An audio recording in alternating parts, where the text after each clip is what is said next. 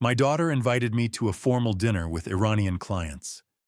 She had no idea I had spent the last 6 months learning Farsi. I sat there quietly, pretending not to understand a single word. But then I heard her whispering to her husband about a plan that shocked me so deeply I could barely breathe. They had no idea that every single word they said was reaching my ears, and from that moment on, I began preparing for the day they would have to pay the price.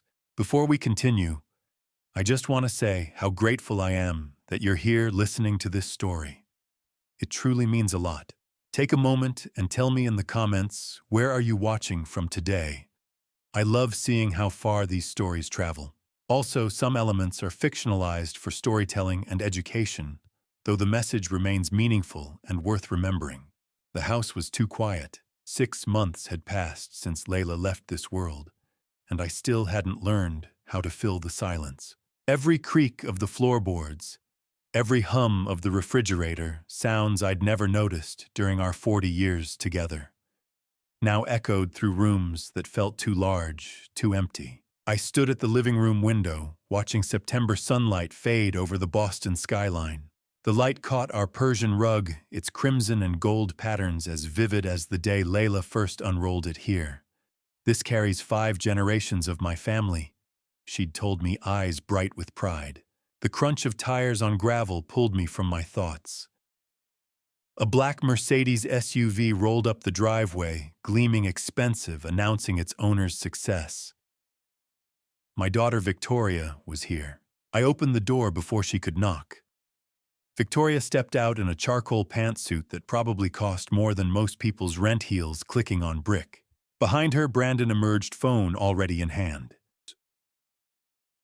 "Hi, Dad." Victoria kissed my cheek. Her perfume, sharp and chemical, nothing like Layla's jasmine, made me want to step back.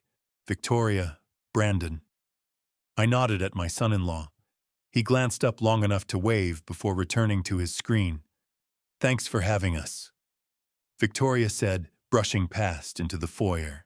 Her gaze swept the space antique tables, Persian miniatures on walls, the crystal chandelier Layla insisted we install for our 20th anniversary. Something flickered in her expression. "Calculation, maybe?" "I made pot roast," I said. "Your mother's recipe." "Yeah, Mom was Iranian, Dad. She didn't make pot roast." Her laugh felt brittle. "She learned, for me." The dining room felt cavernous with just 3 of us at a table built for 12. Brandon finally pocketed his phone long enough to pile his plate with roast beef and potatoes. Victoria picked at her food, rearranging more than eating. "So, Dad." She set down her fork with precision.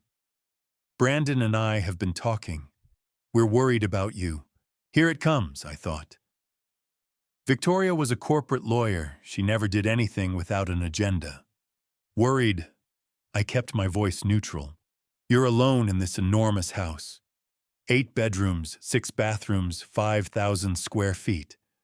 It's too much for one person. I've lived here 32 years. I know every corner." "That's exactly the point." She leaned forward. "You're 67. What if you fall? What if there's an emergency? I'm 67, not 97. I still go to the gym 3 times a week." Brandon spoke, his voice practiced and smooth. "Marcus, no one's questioning your fitness. But maintaining a property this size, upkeep, utilities, taxes, it's a burden at any age. I can afford it. Can you?" Victoria's challenge hung in the air. "Mom's medical bills, we're covered. You don't need to worry about my finances." She exchanged a glance with Brandon. Something unspoken passed between them, sending unease down my spine. "We have a proposal." Victoria pulled a folder from her bag and slid it across. "We think you should sell the house." The words landed like stones in water. Sell. The market's strong. We could list for 8 million, but with the right buyer we could move it quickly for 5. Cash sale, 30 days. "You want me to sell for 3 million less than it's worth?" We want you to be realistic," Brandon said. "A fast sale means liquidity. No months of showings, no uncertainty. Victoria opened the folder. Glossy brochures showed a pristine building, Silver Pines assisted living community. Elderly people played chess, painted gathered in sunny rooms. Now this place is 20 minutes from our house. Victoria said, her pitch rehearsed. 24-hour nursing gourmet meals activities. You wouldn't be isolated anymore. Isolated. The word stung. How much?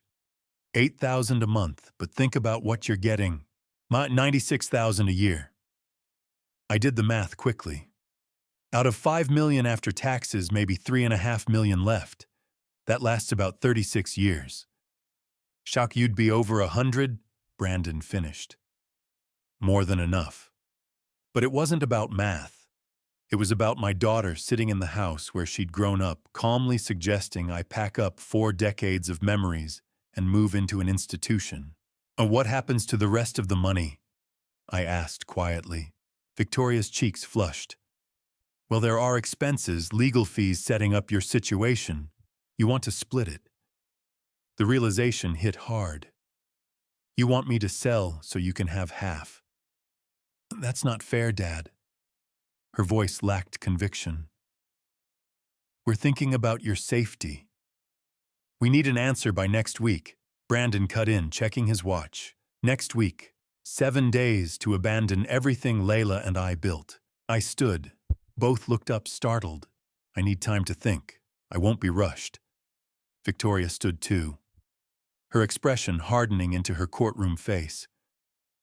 Dad, you have to be practical. You can't stay here forever clinging to the past.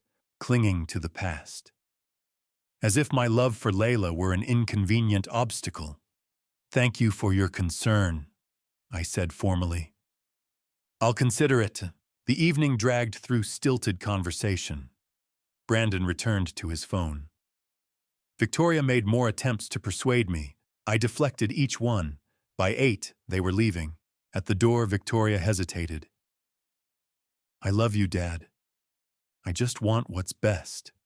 I know, I said, no longer sure I believed it. I watched the taillights disappear, then closed the door and leaned against it, exhausted. The house settled with familiar sounds, pipes sighing, vents whispering, the clock chiming another hour. My feet carried me toward the stairs. I climbed slowly, hand-trailing the mahogany banister Layla polished every Sunday, humming Persian songs I never learned. The second-floor hallway stretched before me. All bedroom doors stood open except one. At the far end, Layla's door remained closed, untouched since her funeral. Her clothes still hung in the closet. Her books waited on the nightstand. Her glasses sat folded beside the lamp. Going in would make her absence real. But tonight, after Victoria's cold proposal, after being told my grief was clinging to the past, I needed Layla more than I feared the pain. I approached and placed my palm against the cool wood.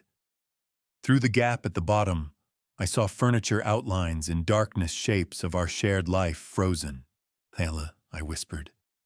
I fumbled for the phrase she'd tried teaching me, the one I never mastered. What should I do? The house offered no answer. Only silence and the weight of an impossible decision. I wrapped my fingers around the doorknob.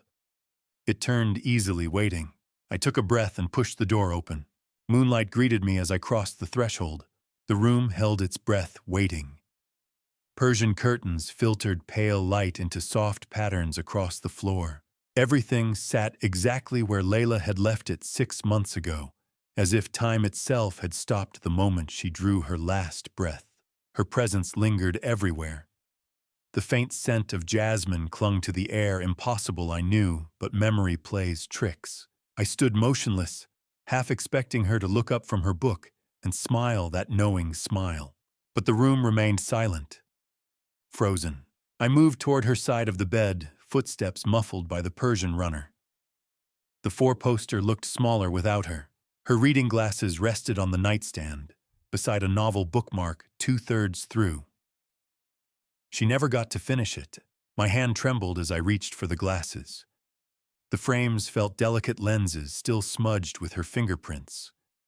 I held them to the light, those tiny marks, the last physical evidence of her touch. Something broke loose in my chest.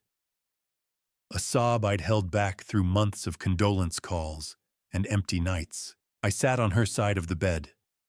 The embroidery hoop lay on her pillow, a phoenix in crimson and gold, half-finished. She'd been working on it during her last good days when morphine doses were still low enough to keep her hands steady. "Why didn't you finish it?" I whispered. The silence pressed back. Framed photographs covered her dresser like a shrine. Our wedding day, Cape Cod honeymoon, Victoria as a gap-toothed toddler, Danny's medical school graduation, every milestone she deemed worth preserving. I crossed to her nightstand. The drawer had always been private, a space I'd respected without question. But tonight, after Victoria's calculated proposal to erase this home, I needed to feel close to Layla however I could. The drawer slid open. Inside lay treasures, a velvet jewelry box with her mother's earrings from Tehran. Letters tied with ribbon, my clumsy romantic ones from our courtship. Pressed wedding flowers, a baby tooth labeled in Layla's handwriting, Danny's hospital bracelet, and beneath it all, wrapped in silk, a leather-bound journal. My heart stuttered. The leather was soft burgundy embossed with Persian geometric patterns. A brass lock held its closed key dangling from a chain. I'd seen Layla writing in this countless times over the years. She'd curl up by the window pen, moving in that meditative way. When I'd enter, she'd glance up, smile, close it gently. "Just my thoughts," she'd say. I'd never pressed. Everyone deserves privacy. But now, alone with her unfinished phoenix and empty rooms, I needed to know what she'd been thinking. What parts of herself she'd kept separate. I turned the key. The lock clicked. The first page bore an inscription in English. "The private thoughts of Layla Hosseini Whitfield. If you're reading this, my love, I'm gone. Don't be sad, be curious." My throat tightened. I turned the page. The writing shifted immediately, graceful curves and dots flowing right to left. Farsi. Her mother tongue, the language of everything she'd left behind. I scanned desperately, hoping to recognize something. There, Marcus jumped out mid-paragraph. Further down, Victoria. Another page. Danny. Our names stood like islands in an incomprehensible ocean. Frustration burned through me. Here were Layla's innermost thoughts, and I couldn't read a single sentence. 40 years of marriage, and I'd never learned her first language. I'd been content to let her translate herself for me to exist in my English-speaking world, while her Persian soul remained locked away. What kind of husband does that make me? I photographed several pages and searched for online translators. A dozen sites appeared. I uploaded the first image. Gibberish. The day Marcus not asking me homeland about feeling I. Clumsy fragments that butchered whatever poetry Layla had written. Another site. I worry Victoria understands not culture mine. Still wrong, missing all nuance. A third, a fourth. Each worse than the last, reducing my wife's thoughts to broken English that felt like insult. I set the phone down, bitter realization settling over me. Layla had rarely spoken Farsi at home during our marriage. After immigrating in the mid-70s, she'd been determined our children grow up fully American. No accent, no cultural markers that might invite prejudice. She'd spoken English with me. English with Victoria and Danny, saving her mother tongue for private moments. Phone calls with Tehran relatives, gatherings with Iranian friends, and these diary entries. I'd once asked if she wanted to teach the kids Farsi. Victoria was in elementary school then. "They're American," Layla had said firmly, though sadness flickered in her eyes. "Let them be American." I'd nodded, relieved not to complicate our household with a language I didn't understand. What a fool I'd been. I'd let my wife bury half her identity for my comfort. And now our children carried none of her heritage except dark eyes and a surname that had replaced Hosseini. The diary sat open on my lap, 50 or 60 pages I couldn't decipher. I flipped slowly, watching her handwriting flow, some entries, just lines, others dense paragraphs. Occasionally she'd sketched in margins pomegranates, nightingales, geometric patterns. The final entries were dated weeks before she passed. Handwriting shakier, spacing irregular, but she'd kept writing until nearly the end. What had she wanted to say? What wisdom or regrets or love letters had she left? I would never know. Unless the thought struck with sudden clarity. I was 67, retired. My days were empty except gym sessions and lonely dinners. My daughter wanted to warehouse me. My wife was gone. I had nothing but time and grief. Why not use both? I could learn Farsi. People learned languages at my age. It might take months, maybe a year, but what else was I going to do? I could finally understand Layla's world, the culture she'd carried silently. I could read her words in the language she'd chosen, unfiltered. I could honor her in ways I'd failed while she lived. The decision settled like calm after storm.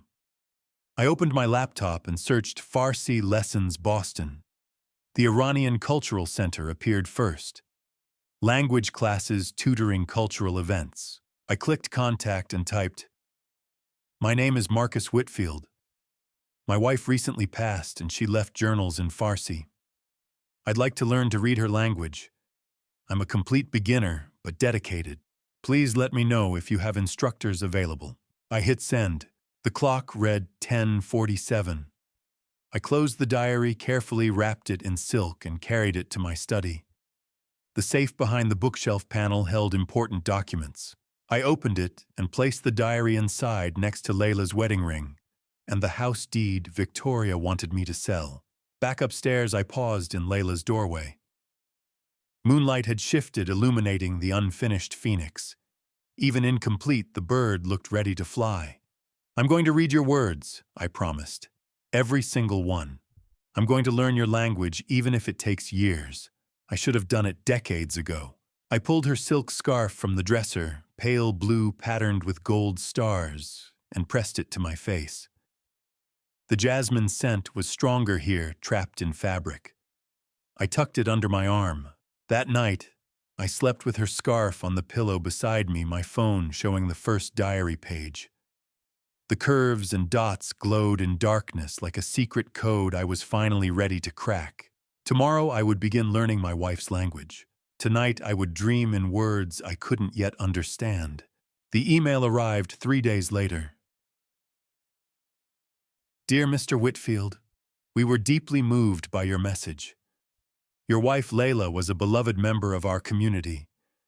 We would be honored to help you learn her language. I forwarded your request to Professor Karim Rostami, one of our most experienced instructors. With sympathy, Parisa Ahmadi, Cultural Programs Director." Parisa. The name stirred a memory, a graduate student Layla had mentored years ago, someone she'd spoken of with pride. My wife had touched lives I knew nothing about.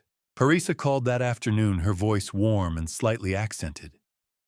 We arranged to meet at the Iranian Cultural Center. When I arrived the next morning, she greeted me with genuine kindness, mid-30s, dark hair, burgundy scarf. Mrs. Layla was like a second mother to me, she said as we sat in a quiet office. She helped me feel less alone in Boston. I told her about the diary, about needing to understand my wife's words. Parisa's eyes grew moist. "She talked about you often. Said you gave her freedom to be both Iranian and American." She paused. "She also wished you'd asked more about Tehran, about her childhood." The words stung. "I should have. You're asking now," Parisa said gently. "Professor Rostami is expecting you tomorrow." Karim Rostami was 58, silver-haired, with the patient face of a lifelong teacher. We met in his cluttered office the following morning. "The Parisa tells me you want to read your wife's diary," he said, his English flavored with a subtle accent. "That's beautiful. But I must be honest, Farsi is difficult. Different alphabet, different grammar. Reading handwritten text is even harder. This will take months." "I have time," I said. "Nothing but time." He smiled. "Then we begin. 3 sessions per week. We start with the alphabet. That first lesson felt impossible. 32 letters, many with 4 different forms. I struggled to distinguish similar shapes, my hand cramping as I copied characters. Kareem corrected my strokes, patiently pronouncing sounds I'd never made. Don't be discouraged, he said as I packed up exhausted. Every student feels this way at first. September became October. I practiced daily filling notebooks with alphabet drills. Kareem introduced simple words: love, home, mother, father. Letter patterns began emerging from chaos. By November, 2 months in, I could read basic words. Kareem assigned Persian films with subtitles. I watched late into the night, letting the language wash over me. I recognized words now: Azizam, my dear; Kuna, home; Esh, love. I downloaded music Layla used to play haunting vocals over traditional instruments and let it fill the silent house. December brought breakthrough. 3 months in, I opened the diary and actually read a complete sentence. Today I realized he never asks me about my homeland. My hands shook as I translated word by word. The guilt hit hard. She'd written this 15 years ago when I was consumed with work, and she'd wanted to talk about Tehran. I'd never noticed. I called Kareem. I read my first sentence. Congratulations, he said warmly. But Marcus, be prepared. Diaries are intimate. You may read things that hurt. He was right. January and February passed in rhythms of study and discovery. 4 months, then 5. I read about Layla's homesickness, her longing for her mother's cooking gourmet sabzi tahdig fesenjan. She wrote about feeling invisible in grocery stores, at school meetings, another immigrant woman whose accent marked her as foreign. She wrote about our children. How proud she was, but how it hurt when Victoria dismissed Persian culture. My daughter wants to be fully American, one entry read. I gave her that gift, but now I'm lonely. I had to stop reading that day. In March, 6 months since finding the diary, I reached entries from her final year. The handwriting wavered, growing shakier as cancer progressed. I know I'm dying. I write this so our love remains in 2 languages. I sat at my desk and wept for her courage, for her loneliness, for conversations we never had. The next entry was dated 1 week before she passed. Khara, my love, if you're reading this, you've learned my language. Now it's our language. Find where we began. Behind the calligraphy of Rumi's poem, our future waits. My pulse quickened. A message, instructions. She'd hidden something. Where we began. Our bedroom, where we'd spent our wedding night, where we'd conceived our children, where we'd planned our lives together. I climbed the stairs, diary in hand. On the wall above our dresser hung a framed piece of Persian calligraphy, elegant black script on cream paper. Layla had brought it from Iran 20 years ago. I'd always admired it, without knowing what it said. Now I could read it. Slowly I translated Rumi's words. Let yourself be silently drawn by the strange pull of what you really love. It will not lead you astray. My heart hammered. I lifted the frame off its hook. Heavy. I turned it over, standard backing, nothing unusual. But when I pressed the wall where it had hung, the wallpaper felt different, slightly raised. I peeled back the edge carefully. Beneath, someone had cut a small square into the drywall and patched it back. The work was recent, careful. I pulled the patch free. Behind it, recessed into the wall, sat a small safe, maybe 10 inches square, with a digital keypad glowing faintly. Layla had hidden this. Installed it secretly, probably during one of my business trips. She'd planned this for months, maybe years. I tried our anniversary. The keypad beeped red. Wrong. Victoria's birthday. Red again. Danny's birthday. Red. Then trembling, I tried Layla's birthday. March 15th, 1953. 03151953. The keypad beeped green. A soft click echoed inside the wall. I pulled the safe door open. Inside, shadows, concealed shapes. Papers, something metallic. What looked like a USB drive. But without light, I couldn't see clearly. and my hands shook too badly to reach inside. I stepped back, pulse racing, Rumi's words echoing, "Let yourself be drawn by what you really love." Layla had loved me enough to leave breadcrumbs, to teach me her language from beyond, to hide something important enough to warrant this elaborate puzzle. Tomorrow in daylight I would discover what she'd left behind. Tonight I would marvel at my wife's brilliance and wonder what secrets she'd been keeping to protect me. Morning light filtered through the bedroom curtains, softer than the harsh certainty waiting inside that hidden safe. I'd barely slept. Now standing before the wall cavity with a flashlight, I was ready to face whatever Layla had left behind. I pulled the safe door fully open and aimed the beam inside. A manila envelope lay on top, my name in Layla's script. Beneath it, bound papers, a USB drive, a velvet pouch. I carried everything to the bed. The envelope first. I pulled out several handwritten pages. English she'd wanted me to understand immediately. "My dearest Marcus," it began. "If you're reading this, I'm gone and you've learned my language. I'm so proud. But I must warn you about dangers I saw coming but couldn't prevent while alive. Victoria is going to try to take everything.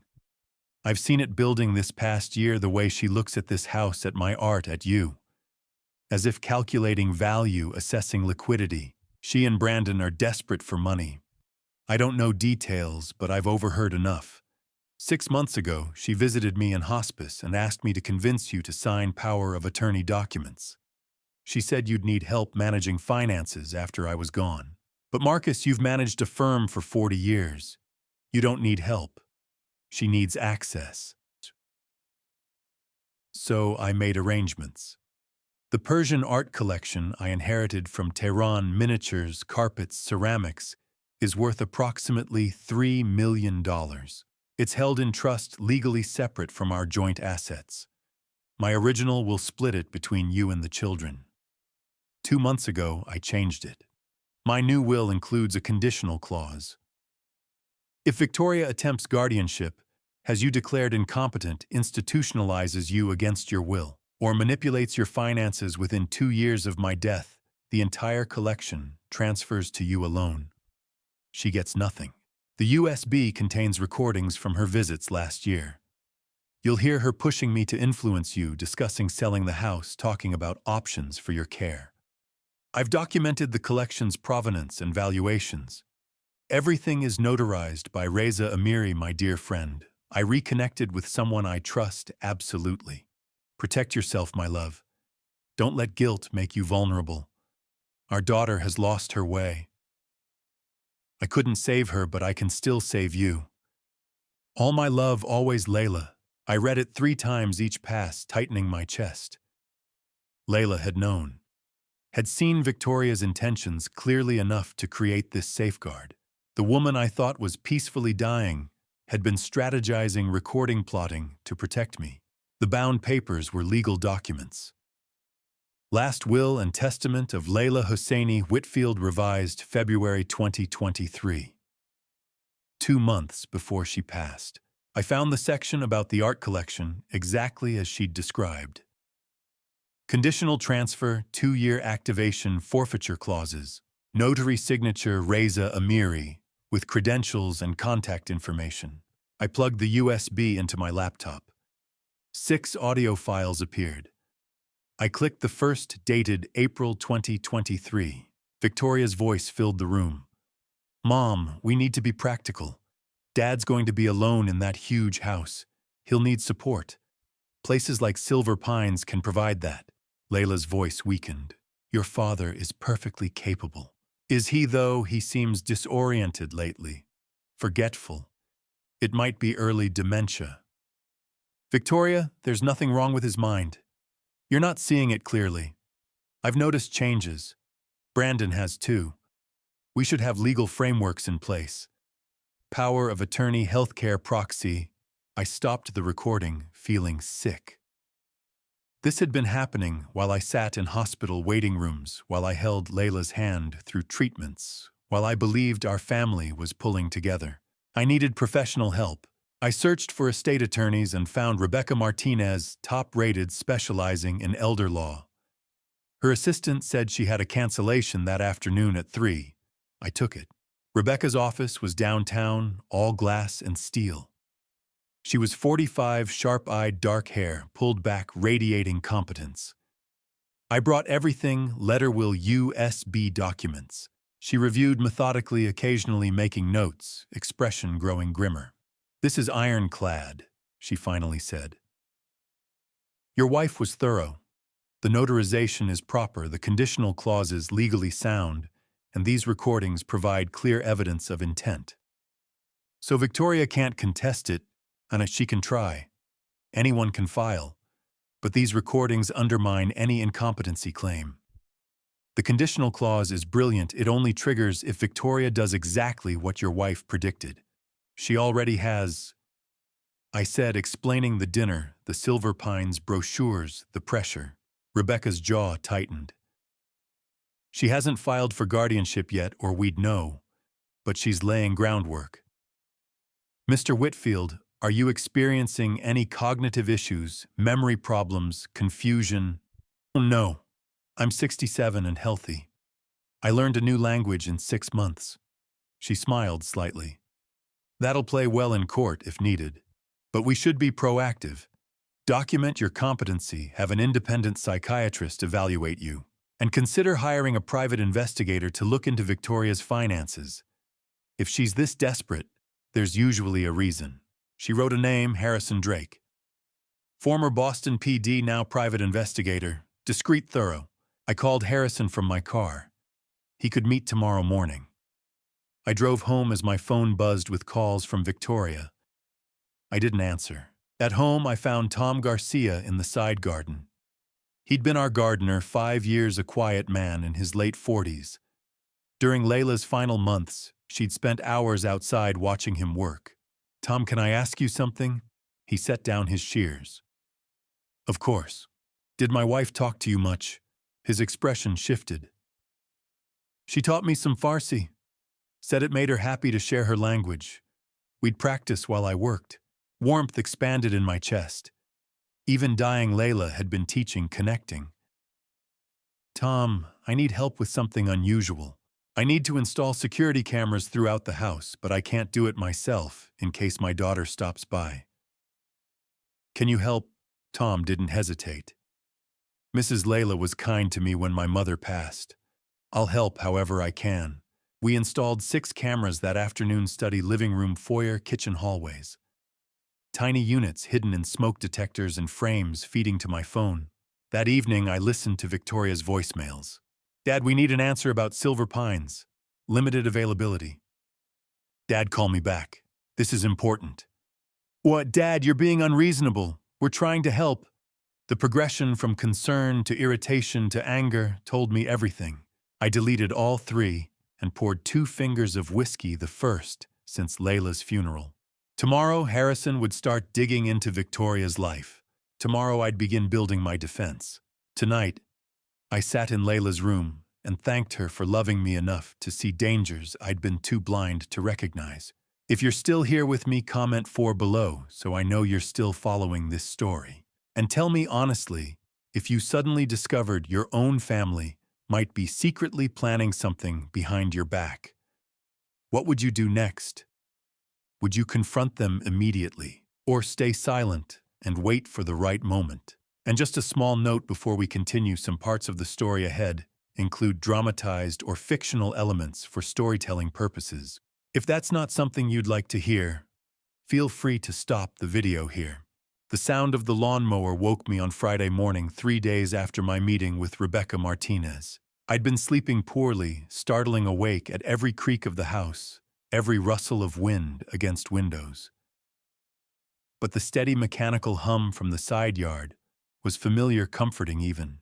Tom Garcia right on schedule for his weekly maintenance. I stood at the kitchen window with coffee, watching him work the mower in precise diagonal lines across the lawn. The early April sun caught the gray threading through his dark hair, the careful way he navigated around Layla's rose bushes. She'd always said Tom was a good man, quiet, respectful, someone who understood the language of growing things. The language of growing things. The phrase echoed differently now that I knew he'd learned some of her actual language. On impulse, I opened the back door and waved him over. He shut off the mower and approached, pulling off his work gloves. "Everything okay, Mr. Whitfield?" "Come inside for a minute. I'd like to talk if you have time." Uncertainty crossed his face, but he nodded. "Of course." I poured him iced tea too early in the season for it, really. But Tom was sweating from the work, and we sat at the kitchen table where Victoria had laid out her Silver Pines brochures less than 2 weeks ago. It felt like a lifetime. "You told me the other day that Layla taught you some Farsi," I began. "Yes, sir.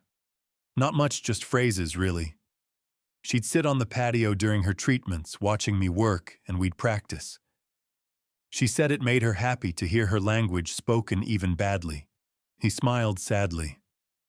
"I wasn't very good, but she was patient." "What did she teach you?" "Simple things. Salam, hello. Koda hafez, goodbye. Gol, flower. Koshbacht, happy." He pronounced them carefully with obvious affection. She said I had good instincts for the sounds. Something warm and painful twisted in my chest. Layla, sick and dying, had found joy in teaching our gardener her mother tongue, while I'd gone 40 years without learning it myself. "Tom, I need to ask you something serious. Have you noticed anything unusual around the house lately? Anyone coming or going when I'm not home?" His expression shifted immediately, guilt, relief, worry, all crossing his features at once. "Actually, Mr. Whitfield, I've been wondering if I should tell you something. Please tell me." He set down his glass carefully. "About 2 weeks ago. It was a Tuesday, I remember, because I was doing the spring pruning. I was working in the side garden when I heard a car in the driveway. I looked up and saw your daughter's Mercedes, Mrs. Victoria and her husband. I wasn't home that day," I said slowly. "I had a doctor's appointment downtown." "I know. I figured they were checking on the house or something.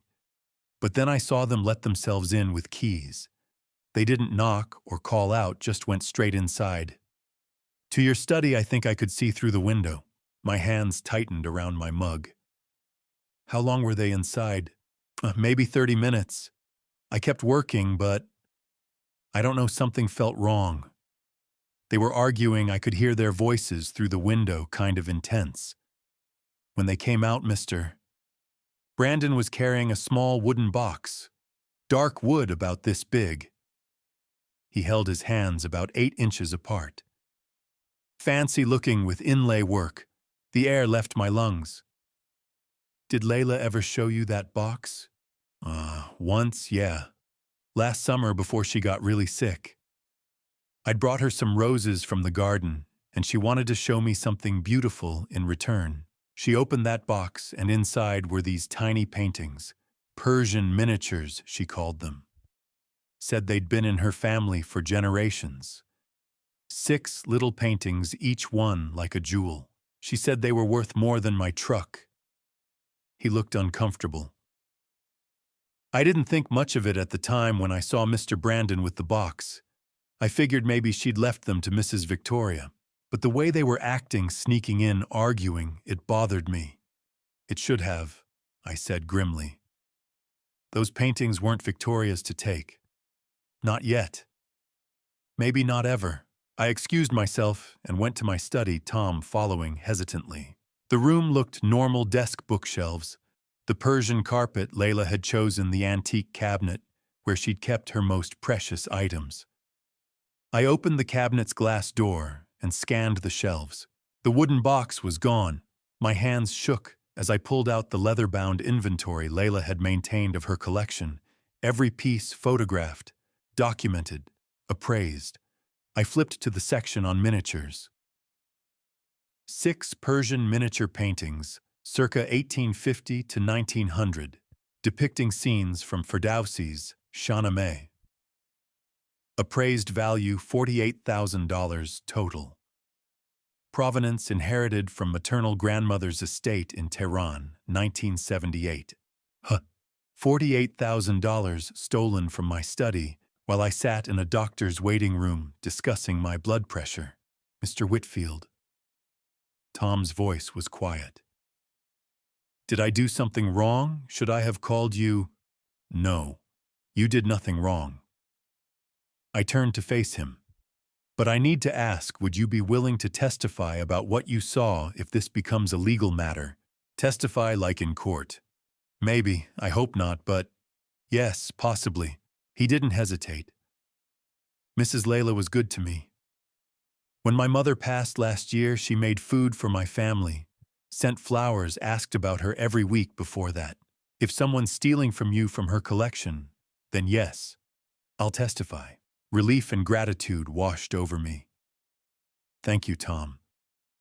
And if you notice anything else, anyone coming by, anything unusual, will you let me know immediately? Of course. He paused at the door. The cameras you had me help install, they're working. They should be. I haven't checked the footage yet. You might want to. I've seen a car drive by a few times late at night this week. Slows down in front of your house, sometimes stops for a minute. Dark sedan looks like Mr. Brandon's. My pulse quickened. What time? Late. 2-3 in the morning. I live 2 streets over and sometimes walk my dog when I can't sleep. I've noticed it twice since Tuesday. That night after Tom left, and I'd forced down a sandwich I didn't taste, I opened the security app on my laptop. The cameras had been recording constantly since installation, storing footage in the cloud. I scrolled back through the past week, watching at double speed, empty rooms in darkness, occasional shadows from passing cars, nothing unusual. Then, at 2:47 on Wednesday morning, movement at the front door. I slowed to normal speed. A figure approached from the right side of the frame, partially obscured by the porch column. Male, medium height, wearing a dark jacket and baseball cap pulled low. He climbed the 3 steps to the door and reached out with something in his hand, a key. He inserted it into the lock. The deadbolt turned, but then he stopped. Stood there for nearly 30 seconds, hand on the doorknob as if listening or thinking or gathering courage. Then he withdrew, the key turned, and walked quickly back down the steps and out of frame. The timestamp read 2:47:23 a.m. I rewound and watched again, focusing on anything identifying. His face was too shadowed by the cap to see clearly, but his gait, slightly bow-legged weight forward on his toes, I'd seen it 100 times. At family dinners, at holiday gatherings, walking through my foyer 2 weeks ago with Victoria. Brandon Morrison, my son-in-law, had a key to my house. Had used it to enter when I wasn't home, had stolen $48,000 in art. And now he was prowling around at 3 in the morning, testing whether he could get inside again. The question wasn't whether he'd stolen from me. The question was what he planned to steal next. I picked up my phone and texted Harrison Drake, the private investigator Rebecca had recommended. Need to move up our meeting. How soon can you start? His reply came within 2 minutes. Tomorrow morning, 8 a.m. Bring everything you have. I spent the rest of the night making copies of the camera footage, the inventory documentation, Tom's written statement that I'd asked him to email me. Evidence, proof, ammunition. By dawn, I had a folder 2 inches thick. By dawn, I understood that this wasn't going to be a simple conversation with Victoria about boundaries and respect. This was going to be war. 2 weeks passed before Harrison Drake called. I've got your preliminary report, he said without preamble. You should sit down for this. Can you come to my office this afternoon? I arrived at 3 to find Harrison's workspace exactly as I'd imagined, a converted loft in South Boston, exposed brick walls lined with filing cabinets, a massive desk buried under folders and computer monitors. He looked like he hadn't slept much, tie-loosened sleeves rolled up. Coffee, chaku, he offered, already pouring from a carafe that smelled burnt. No thanks. I sat across from him. Just tell me. He opened a thick manila folder and slid it across. You were right to be worried. Your daughter and son-in-law aren't just in financial trouble, they're in crisis. And you're their exit strategy. My stomach tightened. Show me. Harrison pulled out the first document bank statements, highlighted in yellow. Brandon Morrison owes $850,000 to an offshore organization. Not a legitimate casino, this is organized, dangerous people. The kind who don't forgive debt. When $850,000, I couldn't wrap my mind around the number. How?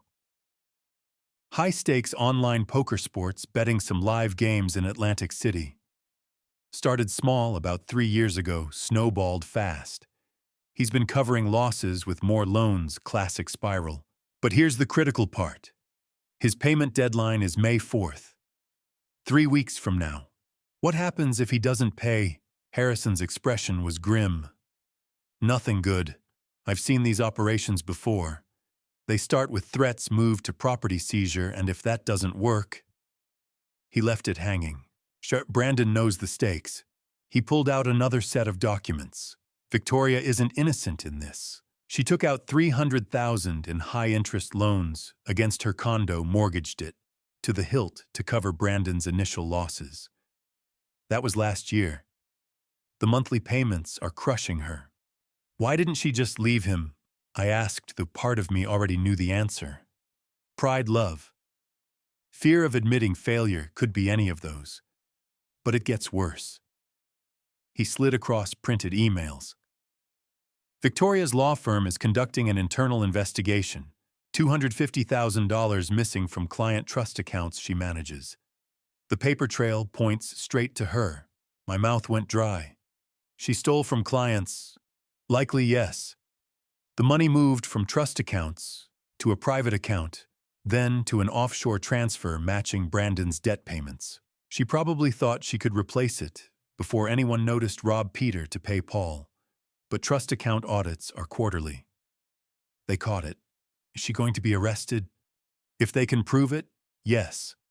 Embezzlement, wire fraud, breach of fiduciary duty. She'd be disbarred and looking at federal prison time. But right now, it's internal investigation stage. She has maybe a month before it goes criminal. The woman he was describing wasn't the daughter I'd raised. Or maybe I'd never really known her at all. Harrison wasn't finished.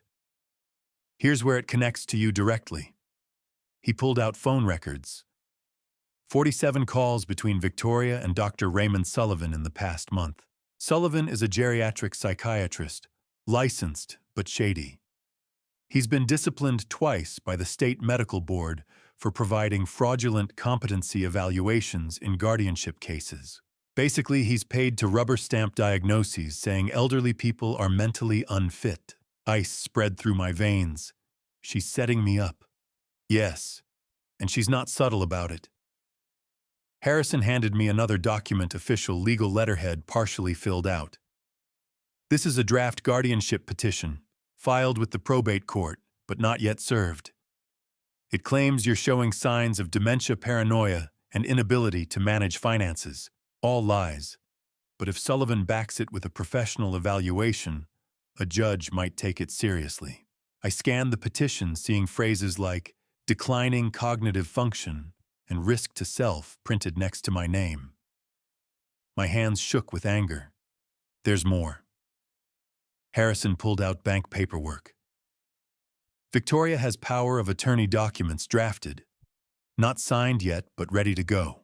Her plan seems to be filing the guardianship petition and POA simultaneously hit you from both sides. Get legal control fast before you can respond. Can she do that? Just take control of my life. If a judge grants emergency guardianship based on Sullivan's evaluation, yes. You'd lose control of your finances, your property, your medical decisions, everything. She could move you into assisted living, sell your house, liquidate assets, all supposedly for your own good. And with POA, she'd have signing authority on your accounts immediately. The room felt too small, airless. This wasn't just about money anymore. Victoria was trying to erase my autonomy to turn me into a legal dependent, so she could strip everything Layla and I had built. Why haven't they served the petition yet? I asked. Probably waiting for the right moment. They need you vulnerable, isolated.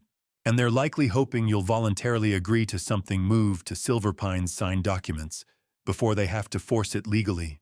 Legal battles are expensive and public. They'd rather you cooperate. That's not going to happen. Good. Harrison leaned back, studying me. Here's what we know for certain. They're desperate, they're coordinated, and their deadline is approaching fast. People make stupid decisions when they're cornered. You need to be prepared for them to escalate. Escalate how? I don't know yet.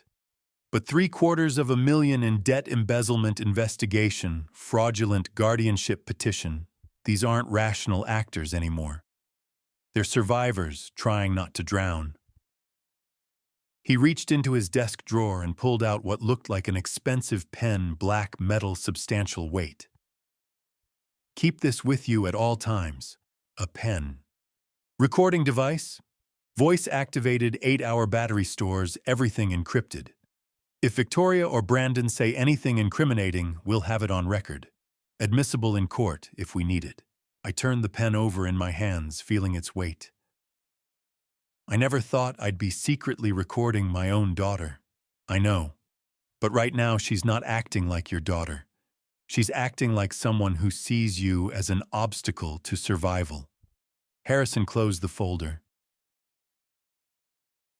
I'm going to keep digging track, the embezzled money document, Sullivan's relationship with Victoria, find out who Brandon owes and what kind of pressure they're applying. But you need to stay vigilant. Lock down your accounts, don't sign anything.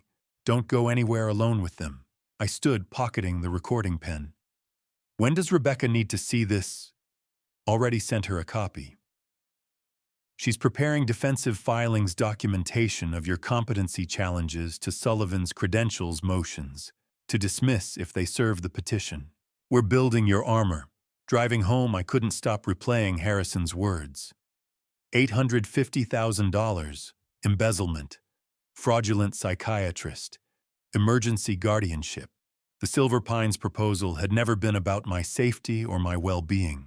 It had been about access to my $8 million estate, access to liquidate assets fast, access to money that could save Victoria from prison and Brandon from whatever consequences unpaid gambling debts brought. They'd looked at me across the dinner table 2 weeks ago, smiled and lied. Had calculated how to dismantle my life while pretending to care about it. I thought about Layla's letter, her warning that Victoria would try to take everything. She'd seen this coming while I'd been blind. Even dying, she'd been 3 steps ahead, protecting me from dangers I refused to believe existed. I pulled into my driveway and sat in the car for a long moment, gripping the steering wheel. The house looked the same solid brick manicured lawn, the home we'd filled with 40 years of love and memories. But it felt different now, like a fortress under siege. I checked my phone. 3 missed calls from Victoria. No voicemails. She was getting impatient. Good. Let her wait. Let her wonder if I suspected anything. I put the recording pen in my shirt pocket right over my heart. 3 weeks until Brandon's deadline. 3 weeks until desperation peaked. I needed to be ready for whatever came next. I was reading in bed when my phone buzzed with the security alert. 3 nights had passed since Harrison's report. 3 nights of sleeping with one eye open. The notification made my heart lurch. Motion detected front door camera. I grabbed my phone and opened the app. The live feed showed a figure on my porch, not Brandon's familiar silhouette, someone else. Male, medium build, dark coat. He wasn't trying the door, just standing there looking directly at the camera. Then he raised one hand in a cautious wave and mouthed something. I rewound and turned up volume. His voice came through. Marcus, it's Reza, Layla's friend. I need to speak with you. It's urgent. Reza Amiri. The notary who'd witnessed Layla's will, whose signature I'd seen, but whose face I'd never seen. We'd never met. I texted Rebecca Martinez. Man named Reza Amiri at my door says he knew Layla. Legit. Reply within 30 seconds. Yes. Reza is legitimate. Layla trusted him completely. Hear him out. I went downstairs, recording pen in my pocket, and peered through the window. The man was maybe 65, gray beard, wire-rimmed glasses, weathered face. He looked nervous, glancing over his shoulder. I opened the door. "Reza, Mr. Whitfield." Relief flooded his face. "Thank you. I know it's late, but I couldn't wait." "May I come in?" I stepped aside. He entered quickly, and I locked the door behind him. "Tea," I offered. "Ah, please." I put the kettle on. "You were at Layla's funeral. Back row, left side. I didn't think I belonged at the reception. I'd only recently come back into her life." He accepted the tea. "Marcus, I need to tell you some things. About Layla, about what happened 2 days ago that brought me here at midnight." "I'm listening." "Layla and I grew up together in Tehran. Our families lived on the same street. We were children before the revolution, playing in gardens, believing the world was simple. Then 1979 came. Everything changed." His expression grew distant. "I was arrested in 1982 for political activism, 10 years in prison. When they released me, I had nothing left. I came to America in 1995, started over in Boston. Layla had already left married. You built a life. I didn't try to find her, but you reconnected. By accident, 2019. I'd become a notary doing translation work. Layla came to my office needing documents certified. We recognized each other after 40 years. It was like finding a piece of home." He smiled sadly. "We met for tea, sometimes talked about Tehran. She told me about you, about Victoria and Danny, and about her fears." "What fears?" "That Victoria was changing. Layla saw things the way Victoria looked at money, asked about the house value, about her collection. It worried her deeply." I refilled both mugs. "When did she ask you to notarize the will?" "When she got sick. She explained the conditional clauses, the protections she was building for you. She made me promise that if Victoria tried to hurt you, I would help. I gave my word. And now you're here at midnight because 2 days ago Brandon Morrison found me." My hands tightened. "Found you how?" "Why, I was at Cafe Luna in Cambridge having lunch. He sat down across from me uninvited. Said he knew I'd notarized Layla's will. Said there had been a misunderstanding about the document." Reza's jaw tightened. Then he slid an envelope across the table. $50,000 cash inside. I could see the bills. "What did he want?" "2 options. One, I could revise my notarization records, claim the will was witnessed on a different date, when Layla was heavily medicated and not competent. 2, I could provide a sworn statement that Layla seemed confused or coerced when she signed. Either way, I'd be saying the will was invalid." Rage built in my chest. "And if you refused?" He didn't explicitly threaten, just said it would be unfortunate if my immigration status came under scrutiny, if old records from Iran surfaced, if my notary license faced complaints. Vague enough to deny, clear enough to understand. "What did you do?" I pushed the envelope back and told him I don't falsify documents for any amount. Told him Layla was completely lucid when she signed, that the will represents her true wishes. If he contacts me again, I'll report him for bribery. Reza's eyes met mine. He got angry, said I was making a mistake, that I didn't understand how serious this was. Then he left. I waited an hour to make sure he didn't follow, then came here. If he's desperate enough to bribe a notary, he's desperate enough for worse. Harrison said Brandon's debt deadline is 2 weeks away. So then you need to be very careful. Cornered animals bite. He reached into his coat and pulled out a sealed envelope. Layla gave me this last year, about 3 months before she passed. She said if Victoria or Brandon ever tried something, tried to hurt you, take your home challenge, the will, I should give you this. She called it insurance. The envelope was cream-colored, sealed with red wax. My name in Layla's handwriting. I broke the seal. Inside was a USB drive in a plastic case labeled for Marcus Insurance. "Do you know what's on it?" I asked. "No, she didn't tell me. Just said it was protection evidence you'd need if things went wrong." Reza stood. "I should go. I parked 3 streets over, didn't want my car visible in case Brandon drives by." "Wait. Thank you for keeping your promise to her." His expression softened. "Layla saved my life once when we were children. I fell into a canal during floods.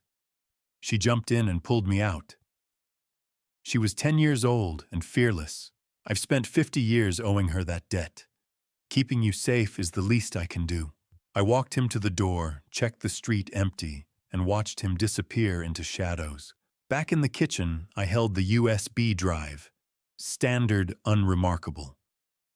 But Layla had entrusted it to Reza, hidden it as backup beyond what she'd left in the wall safe.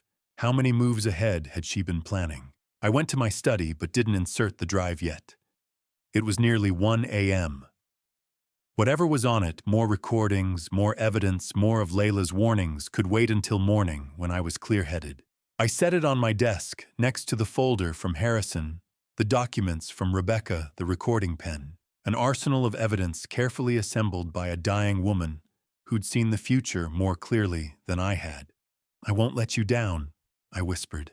The USB drive held evidence. Harrison held facts. Rebecca held legal expertise. And I held something Victoria and Brandon had underestimated: the determination of a man who'd finally learned his wife's language and discovered she'd been speaking truth all along. 2 weeks until Brandon's deadline. I'd be ready. Victoria's call came at 2 in the afternoon on April 27th, 2024. I was sitting in my study reviewing the USB drives Reza had given me 3 nights before when my phone buzzed. I hesitated, then answered. "Dad, it's me." Her voice was bright, almost cheerful. "I know we haven't talked much lately, but I wanted to invite you to a business dinner tonight. One of my firm's most important clients, Mr. Darius Farahani, a real estate developer from Tehran, is in town. He's 68, widowed like you, and he specifically asked if any senior partners had family he could meet. I thought it would be nice for you to get out of the house." I paused, weighing her words. After everything I had learned, the recordings, the financial records, Harrison's surveillance footage, this felt like a trap. But it was also an opportunity. "What time?" I asked. 7 o'clock. The restaurant is called Oleana in Cambridge, Persian cuisine. I thought you might appreciate that given Mom's heritage. My grip tightened on the phone. She had never cared about Layla's heritage before. "I'll be there. Great, dress nicely. It's a formal dinner. Brandon will be there too." She hung up before I could respond. I immediately called Harrison Drake. "Victoria just invited me to a business dinner tonight. I think they're planning something." Harrison's voice was calm. "Do you still have the recording pen I gave you?" "Yes." "Bring it. Keep it in your jacket pocket, turned on the entire time. Record everything. Don't confront them, just listen, observe, and get out safely. I'll be nearby in case you need backup." Next, I called Rebecca Martinez. She was less enthusiastic. "Marcus, this could be dangerous. If they're desperate." "No. I know. But I need more evidence. The USB recordings are from months ago. If I can capture them discussing the guardianship petition now, right before Brandon's deadline, it strengthens our case." She sighed. "Fine. But text me every 30 minutes. If I don't hear from you by 10 o'clock, I'm calling the police." At 6:30, I dressed in my best suit, slipped the recording pen into my breast pocket, and drove to Cambridge. Oleana was an upscale restaurant, with warm lighting, Persian tapestries on the walls, and the scent of saffron and rosewater in the air. A hostess led me to a private dining room in the back. Victoria and Brandon were already seated, along with a silver-haired man in an expensive suit, Mr. Farahani, and a younger woman introduced as Layla, his interpreter. Victoria stood and kissed my cheek. Dad, you look wonderful. This is Mr. Farahani. He's considering a major investment in Boston real estate, and our firm is handling the legal side.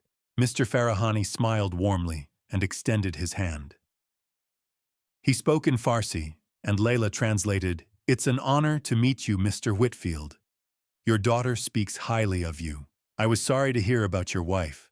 Losing a spouse is the hardest journey." I nodded, keeping my expression neutral. "Thank you. It's been difficult." We sat, and the meal began. The first course was masto kiar, a yogurt and cucumber dip I recognized from Layla's kitchen. Mr. Farahani spoke mostly in Farsi, with Layla translating seamlessly. He asked about my career as an architect, my thoughts on Boston's development, and my family. I answered politely, carefully, avoiding any mention of the conflict with Victoria. Brandon was unusually quiet, checking his phone repeatedly. Victoria smiled too much, her eyes darting between her client and me. I sipped my water slowly, every nerve alert. After the main course, lamb kebab with saffron rice, Mr. Farahani excused himself to take a phone call. Layla followed him out. For a moment, it was just the three of us. Victoria leaned forward, her voice dropping. "Dad, I'm glad you came. I know things have been tense, but I want you to know we're only trying to help." I said nothing. Brandon shifted in his seat, then spoke in Farsi slowly, as if testing whether I understood. "Do you think he suspects anything?" My heart stopped, but I kept my face blank, staring at my plate. Victoria replied in Farsi, her tone casual. "No, he doesn't understand a word. He never bothered to learn Mom's language. He's clueless," Brandon continued in Farsi. "The petition is filed. Sullivan confirmed the evaluation report is ready. If we can get him to sign the power of attorney tomorrow, we skip the court fight entirely. If not, the hearing is set for May 2nd. Either way, by next week, he's in Silver Pines." Victoria nodded, still in Farsi. "And the house sells by the end of May. We'll have the money before the creditors move on you. Farahani doesn't know anything. I just needed Dad here to look like a stable, happy family. Makes the firm look good." Brandon glanced at me, then back at Victoria, switching to English. "He's just sitting there. Are you sure he's okay?" Victoria laughed lightly, also switching to English. "He's fine, just tired. Grief does that." She reached over and patted my hand. "Right, Dad." I looked up slowly, meeting her eyes. "I'm fine." Mr. Farahani returned, and the conversation shifted back to business. Layla translated another round of pleasantries. Dessert arrived, baklava and Persian tea. I forced myself to eat, to nod, to smile while my mind raced. Every word they had spoken in Farsi was now recorded. Every cold calculation, every lie, every confirmation of the conspiracy. At 9:15, Mr. Farahani thanked us all and left with Layla. Victoria stood gathering her coat. "Dad, we'll walk you to your car." "No need," I said quickly. "I'm parked just across the street." Brandon stood. "We insist." I felt a flash of panic, but kept my voice steady. "I'm 67, not helpless. I can walk 50 feet on my own." Victoria's smile faltered. "Dad." "Good night, Victoria." I turned and walked out of the restaurant, my hand instinctively checking the pen in my pocket. I didn't look back. I reached my car, locked the doors, and sat in the darkness for a moment, breathing hard. My phone buzzed a text from Harrison. "I'm parked 2 blocks east. You okay?" I typed back, "Yes. Got everything. Meeting you now." I drove to a 24-hour diner Harrison had suggested. He was waiting in a corner booth, laptop open. I handed him the pen. He plugged it into his computer, put on headphones, and listened. After 5 minutes, he looked up, his expression grim. "This is it, Marcus. This is the smoking gun. They admitted the petition is filed, the fake evaluation is ready, and the timeline for moving you into Silver Pines. Combined with the USB recordings and the financial evidence, we have an airtight case." I exhaled slowly. "What now?" Now we send this to Rebecca. She files an emergency motion first thing Monday morning to block the guardianship hearing. We also send copies to Detective Martinez and the district attorney's office. By Tuesday, they'll have warrants. I nodded, feeling the weight lift slightly. And if they try something before then, Harrison's jaw tightened. Then you call 911 immediately, and I'll be at your house in under 10 minutes. But Marcus, they just showed their hand. They're out of time and they know it. That makes them dangerous. I drove home at 10:30, parked in the garage, and locked every door. I forwarded the audio file to Rebecca and Harrison, then sat in Layla's reading room staring at her portrait. I whispered in Farsi. I heard them, Layla. I heard every word. And I won't let them win. My phone buzzed a text from Rebecca, received. Filing emergency motion Monday 8 a.m. Stay safe. I turned off the lights and sat in the darkness waiting for whatever came next. I had taken 3 steps toward the restaurant exit when Victoria's voice stopped me cold. We're not done, Dad. I turned slowly.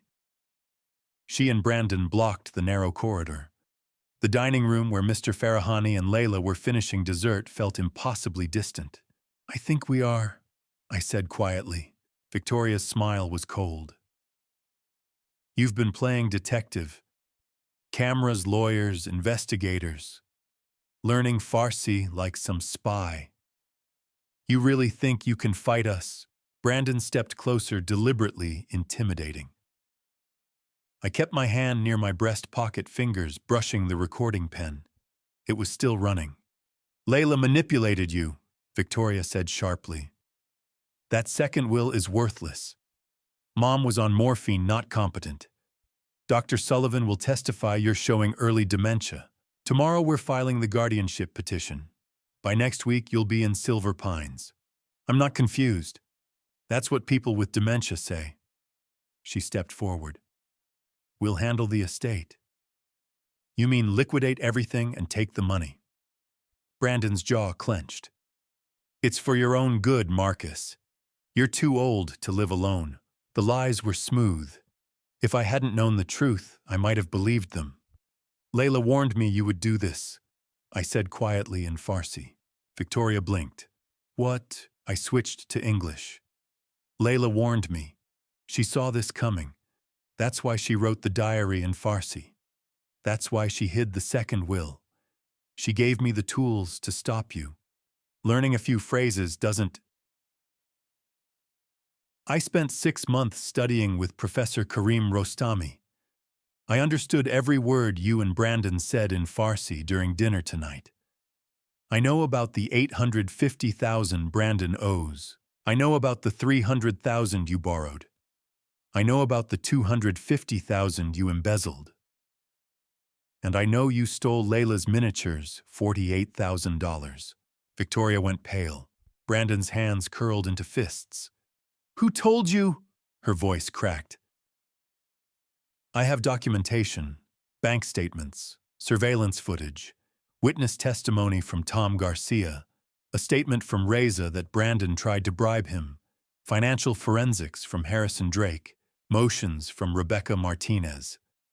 I stepped forward. I'm not the confused old man you need me to be. I'm fully competent. Brandon grabbed my arm hard. You're coming with us. Now! Let go. We need that money. You don't understand what they'll do if we don't pay. You're signing the power of attorney tonight. You're assaulting me, I said, clearly projecting toward the pen. You're physically restraining me and attempting coercion under duress. I'm trying to save this family. If you don't help us, they'll come after Victoria. After Danny. Don't bring my son into this. Let him go. Harrison Drake stepped from the side entrance phone, out camera recording. He'd been there the whole time. Brandon froze. Who are you? Now Harrison Drake, private investigator, former Boston PD. I've recorded assault and coercion against a senior citizen. Let go, step back and leave. Or I call 911. 5 seconds. Slowly, Brandon released me. I stepped back, rubbing my arm. Victoria's expression shifted to fury. This is entrapment. No, this is evidence. You chose to threaten him. You chose to assault him. Well, we're his family. You have no rights over a competent adult. The DA will see this footage. Victoria stared at me. We'll file anyway. Dr. Sullivan's testimony will override everything. I pulled out the recording pen. Every word you said tonight, every threat, every admission, Brandon grabbing me, all recorded, all admissible. Victoria stared. You've been recording us. Layla taught me to be prepared. You thought I was a grieving old man you could manipulate. You were wrong. Brandon lunged, but Harrison blocked him. Don't! You're looking at assault charges. Victoria grabbed Brandon's arm. Let's go. We're not done. Let's go. She yanked him toward the exit. At the door, she turned back. You'll regret this, Dad. When they come for us, when Danny finds out you chose lawyers over family, you'll regret it. Then they were gone. I stood there, heart hammering. Harrison put a hand on my shoulder. Are you okay? I will be. I took a breath. Thank you. I got everything on video. Combined with your audio, this is solid evidence. Sending copies to Rebecca and Detective Martinez tonight. The bill, already paid. Let's get you home, I'll follow. We stepped into the cool April night. Harrison walked me to my car, checked the back seat. Drive carefully. I'll be right behind you. If you see their cars, call immediately. The drive took 20 minutes. I checked my mirrors, constantly watching Harrison's headlights, but saw no sign of Victoria or Brandon. When I pulled into my driveway, Harrison waited while I unlocked the door, checked the alarm, and turned on lights. Only when I waved did he drive away. Inside, I locked every door and activated all cameras. Then I sat at the kitchen table and played back the pen. Victoria's voice. Dr. Sullivan's testimony will override everything. Brandon's voice. We need that money. My voice. You're assaulting me. Evidence, confession, conspiracy. I created 3 backup copies, cloud storage external drive for Rebecca, second drive for my bank box. Then I emailed Rebecca with the audio attached. Subject from tonight. Confrontation with Victoria and Brandon. Audio evidence of threats and assault. I hit send, then forwarded to Harrison and Detective Martinez. My phone buzzed. Rebecca calling. Marcus. I just listened. This is exactly what we needed. They admitted everything, the fake evaluation, the Silver Pines plan, the timeline. Combined with Harrison's video, we can file criminal charges. What now? Well, now you rest. Tomorrow I'm filing an emergency protective order. Harrison and I meet with the DA Monday. By Tuesday, they'll face arrest warrants. They threatened Danny. I'll contact him tonight. But Marcus, they're desperate. Keep doors locked, phone charged, alarm on. If they show up, call 911 first, me second. Don't engage. Understand? I understand. After we hung up, I sat in Layla's reading room, her diary open, the pen beside me. Outside, the night was quiet. Inside, I felt the weight of what was coming. The legal battle. The family rupture. The exposure. But I also felt resolve. I did what you taught me. I whispered to her portrait. I fought back. I sat there until midnight, then went upstairs, the pen in my pocket and phone on the nightstand, ready for whatever tomorrow brought. I barely slept. At 6 a.m., my phone buzzed. Rebecca Martinez, emergency meeting. My office, 10 a.m. Bring both USB drives. I arrived early. Rebecca's downtown office overlooked Boston Harbor conference table, already set with laptop and speakers. Harrison arrived with his folder, then Reza. The guardianship petition was filed yesterday at 9 a.m. Rebecca began. We have 72 hours to respond. Let's see what Layla left us. I handed her both drives, one from the safe, one from Reza. Rebecca inserted the first. Recordings, documents, letters. Audio first. A file dated June 2023 played. Victoria's voice filled the room. Mom, you need to convince Dad to sign power of attorney documents. We can't wait until after, you know. Layla weakened. Victoria, why are you doing this? Because we're drowning, Mom. Brandon's in deep and I can't lose everything. Dad has resources sitting there. We need access. Your father is perfectly capable of managing. Is he, though? He's getting older, forgets things. Please just talk to him about the POA. The recording ended. Silence filled the room. 5 more like this, Rebecca said. All showing pressure. She played another from July. Victoria more desperate. Mom, Brandon's people are threatening us. You have that art collection. Those pieces are worth millions. Those pieces are held in trust. I can't just sell them. Then change the trust, you're dying anyway. What difference does it make? The cruelty of those words hit hard. Reza looked away. Rebecca opened video files. Recorded by Layla's laptop, webcam motion activated. Grainy footage from March showed Brandon and Victoria in my study. We need to move faster, Brandon said. The deadline is May 4th. If we don't have the money, they're not waiting. I know. Victoria rifled through papers. We file for guardianship next month. Sullivan will testify Dad's incompetent. Once we have control, we liquidate fast. On how fast? Cash sale on the house, 5 million close in 30 days. Then auction the Persian art. Total 6 million liquid within 6 weeks. What about your father? Silver Pines. 8,000 a month from his own assets. He won't fight, he never fights anything. And if he does, Sullivan's diagnosis stands. We declare him incompetent. His consent doesn't matter. I watched my daughter discuss erasing my life like a business transaction. Chiba, more videos like this, Rebecca said. Clear premeditation and conspiracy. She inserted Reza's USB. Different evidence. What Layla gave Reza for safekeeping. Emails appeared Victoria and Dr. Sullivan. March 20th. Victoria. Dr. Sullivan has discussed.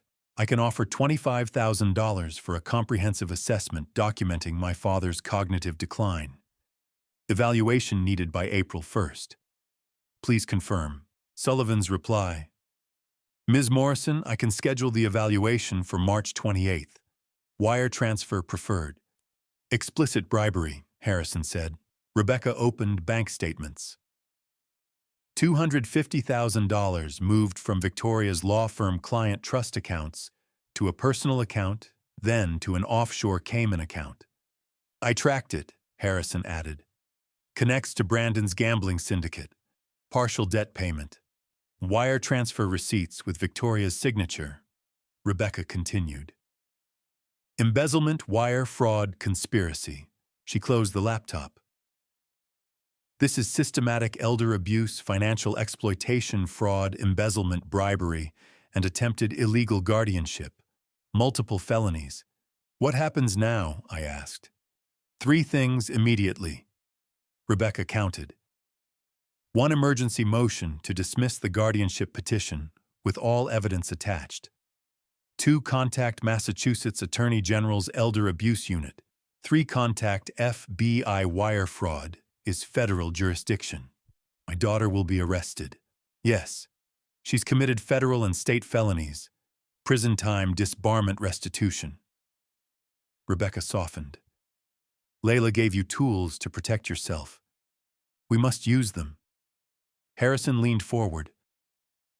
Brandon's deadline is May 4th, 6 days away. He owes $600,000 still.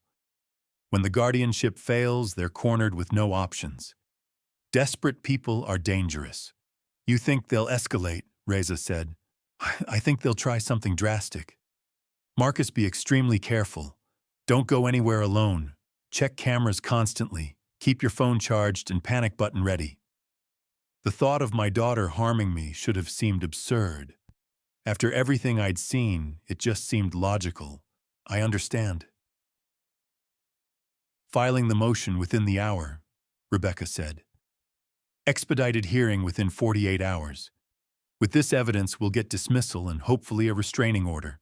And then, Criminal investigations begin. A GFBI search warrants arrests. Eventually, trials. You'll testify against Victoria. Are you prepared? I thought about Layla's warnings, her strength, her preparations. Yes, I'm prepared. Layla prepared me. We spent 90 minutes organizing evidence and copying files.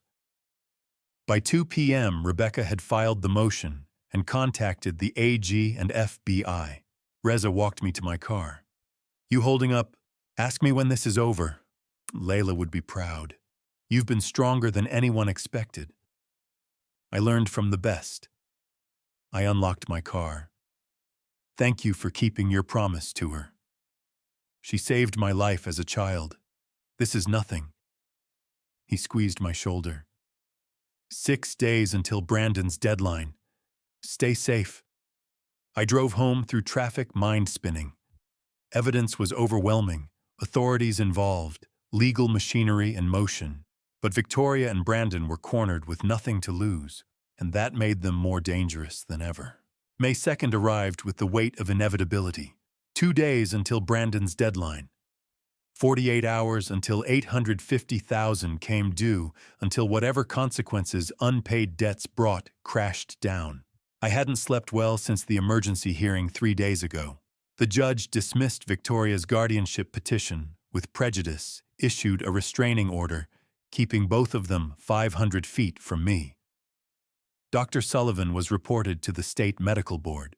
Victoria's law firm placed her on leave, but none of that solved Brandon's problem. Detective Sarah Martinez, from Boston PD's Financial Crimes Unit, had been assigned after Rebecca forwarded evidence to the district attorney. She was 41, sharp-eyed with calm competence. She'd arranged patrol cars to drive past every 2 hours. They're cornered, she'd told me yesterday. Cornered people either surrender or lash out. Be ready. I spent May 2nd indoors checking cameras every 30 minutes. Tom came by in the afternoon. Harrison called twice. Rebecca texted hourly updates, search warrants being prepared, arrest warrants likely by week's end. Everything moved through legal channels.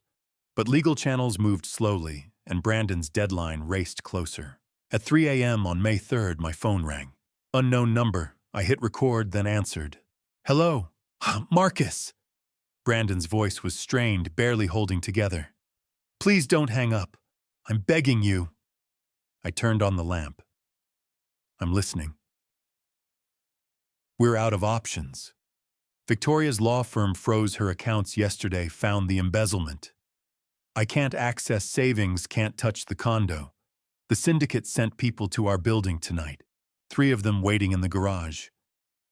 They made it very clear what happens if I don't pay by 7 a.m. Friday. Brandon, they'll hurt me, Marcus. Really hurt me. And Victoria too, because she's my wife. We need $850,000. Just a bridge loan against your house. 24-hour approval. We'd pay you back, I swear. Brandon, you stole from me. You tried to have me declared incompetent. Why would I help you? Silence. Then a sound like a sob. Because Victoria is your daughter. Despite everything, she's still your child. These people will hurt her to get to me. Please, Marcus. I've never begged anyone, but I'm begging now. Part of me, a small part that remembered Victoria as a little girl, wanted to help. Wanted to believe money could fix this. But I'd learned too much. Seen too much. Turn yourselves in, I said quietly. Go to the district attorney. Cooperate fully. They'll negotiate charges. It's the only way through. That's prison, Marcus. Years gone. Victoria disbarred. Everything destroyed. You destroyed it when you chose theft. When you exploited your mother while dying. When you tried to steal my life. My voice hardened. I won't give you money. I won't help you escape consequences. Turn yourselves in or don't. But leave me out of it. Please. I hung up, sat in darkness, shaking. I forwarded the recording to Detective Martinez and Rebecca. Both replied within minutes. Detective Martinez. Good call refusing. Increasing patrols. Rebecca, proud of you. Stay alert. I couldn't sleep. Watched dawn break through my window. At 6:15, my phone rang again. Tom Garcia. Marcus, there's an ambulance in your driveway. 2 paramedics at your door. Did you call 911? I was up instantly. No, I didn't call anyone. They're knocking hard. Want me to come over? Stay there, keep watching. I went downstairs and peered through the window. An ambulance sat in my driveway, lights off, engine running. 2 men in paramedic uniforms stood on my porch. Mr. Whitfield, Boston, EMS.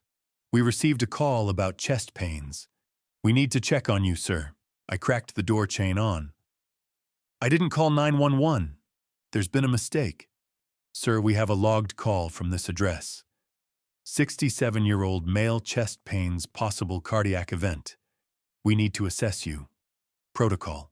The speaker looked professional, clean, uniform medical bag. But the one behind was different. Tall, heavily muscled neck, thick with a tattoo barely covered by his collar. His stance was aggressive, not helpful. His eyes scanned my house like he was casing it. I'm fine, I said firmly. I didn't call. Someone made a false report. Sir, state law requires we examine you now that we're here. If you refuse treatment, you'll need to sign an AMA form. The speaker reached for the door. Just let us inside for 5 minutes. Quick vitals will be gone. The muscled one stepped forward, hand moving toward the door handle. We really need to insist. For your safety, that's when I knew. The aggressive posture. The insistence on entering. The way the big one's hand hovered near his belt, where a real paramedic would carry medical supplies, but this one probably carried something else. This wasn't emergency response. This was kidnapping dressed as a medical call. They'd planned it. Fake emergency stolen uniforms counted on me being confused enough to let them inside. Once in the ambulance, they could take me anywhere. Silver Pines with forged papers, somewhere worse where Brandon's creditors could apply pressure. My hand moved to my pocket to the panic button app. Rebecca installed a red icon, sending immediate distress to police dispatch. I'm not opening this door, I said loudly, knowing Tom was watching, knowing cameras were recording. Leave my property now. The muscled paramedic's friendly expression vanished. Mr. Whitfield, don't make this harder. Open the door. Leave. Now. Or I'm calling police. I slammed the door, threw both deadbolts, and hit the panic button. Pounding started immediately. Fists on wood, the door shaking. Marcus, open this door. Police are coming, I shouted, moving toward the kitchen, toward the back exit. My security system alerted them. More pounding than arguing voices outside. Through the window, I saw Tom running across his lawn phone to his ear. The pounding stopped. Car doors slammed. Tires screeched. By the time I looked out, the ambulance was reversing fast, taking the turn too sharp, one wheel jumping the curb. Sirens wailed in the distance, getting closer. I sagged against the wall, adrenaline crashing. Tom reached my door. Marcus, you okay? I unlocked it. I'm okay. They're gone. I got the plate. Called 911 when they started banging. Police are 2 minutes away. 2 cruisers skidded to stops, officers emerging fast. One stayed with us taking statements. The other radioed the ambulance description. Detective Martinez arrived 15 minutes later, off duty but responding. Are you hurt? No, shaken but not hurt. Too good. She turned to officers. Get that plate out everywhere. I want that vehicle found. She looked at me. Tell me what happened. I walked her through it, the 3 a.m. call, Brandon's begging my refusal, the fake ambulance, the aggressive paramedics, the panic button. You did everything right. You didn't open the door. You called for help immediately. Her expression was grim. This is attempted kidnapping, impersonating emergency personnel, criminal conspiracy. Will you find them? We'll try. Professional crews like this, if they're smart, that ambulance is already abandoned. We'll check cameras, run the plate. Tom stayed throughout giving his statement. When police finally left at 9 a.m., he walked me back inside. You should call your son. Danny should know. He was right. I'd been protecting Danny from this, but it had gone too far. I will. Tom left. The house felt too quiet. I made coffee, hands still shaking. My phone buzzed. Rebecca. Detective Martinez briefed me. Thank God you're safe. Stay inside today. Arrest warrants moving to top priority. Harrison. Heard about the ambulance. You okay? I'm putting private security on your house today. 4-hour shifts. They'll be outside, out of sight. I sat reading messages, feeling support from people Layla had connected me to. The deadline was tomorrow. May 4th, 7 a.m. Whatever Brandon and Victoria tried next, I would be ready. Layla had prepared me. The community surrounded me. The law protected me. I would not be moved. The police left at 9 a.m. taking statements and evidence. Detective Martinez promised increased patrols, but her expression said what we both knew: if Victoria and Brandon were desperate enough for a fake ambulance, they'd try something else. Stay vigilant, she'd said. Don't go anywhere alone if you can help it. But I had an appointment that afternoon I couldn't miss. Rebecca had scheduled me for an independent psychiatric evaluation with Dr. Rachel Steinberg at 4 p.m. We needed documentation of my mental competency to permanently shut down any future guardianship attempts. After this morning's kidnapping attempt, the evaluation felt even more urgent. I'll have someone drive you, Rebecca offered when I called her at noon. No, I can't live in fear. It's a medical building, downtown security everywhere, public parking. I'll be fine. Marcus, I'll check in when I arrive and when I leave. If you don't hear from me, send cavalry. She sighed.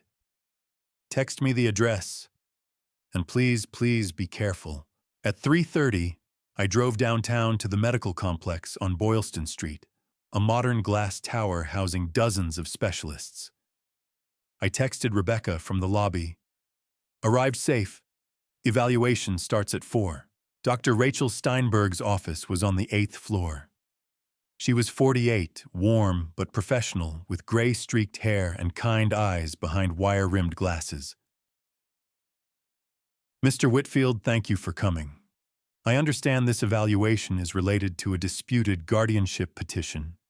Yes. My daughter claimed I'm mentally incompetent. I'm here to prove otherwise. Then let's get started.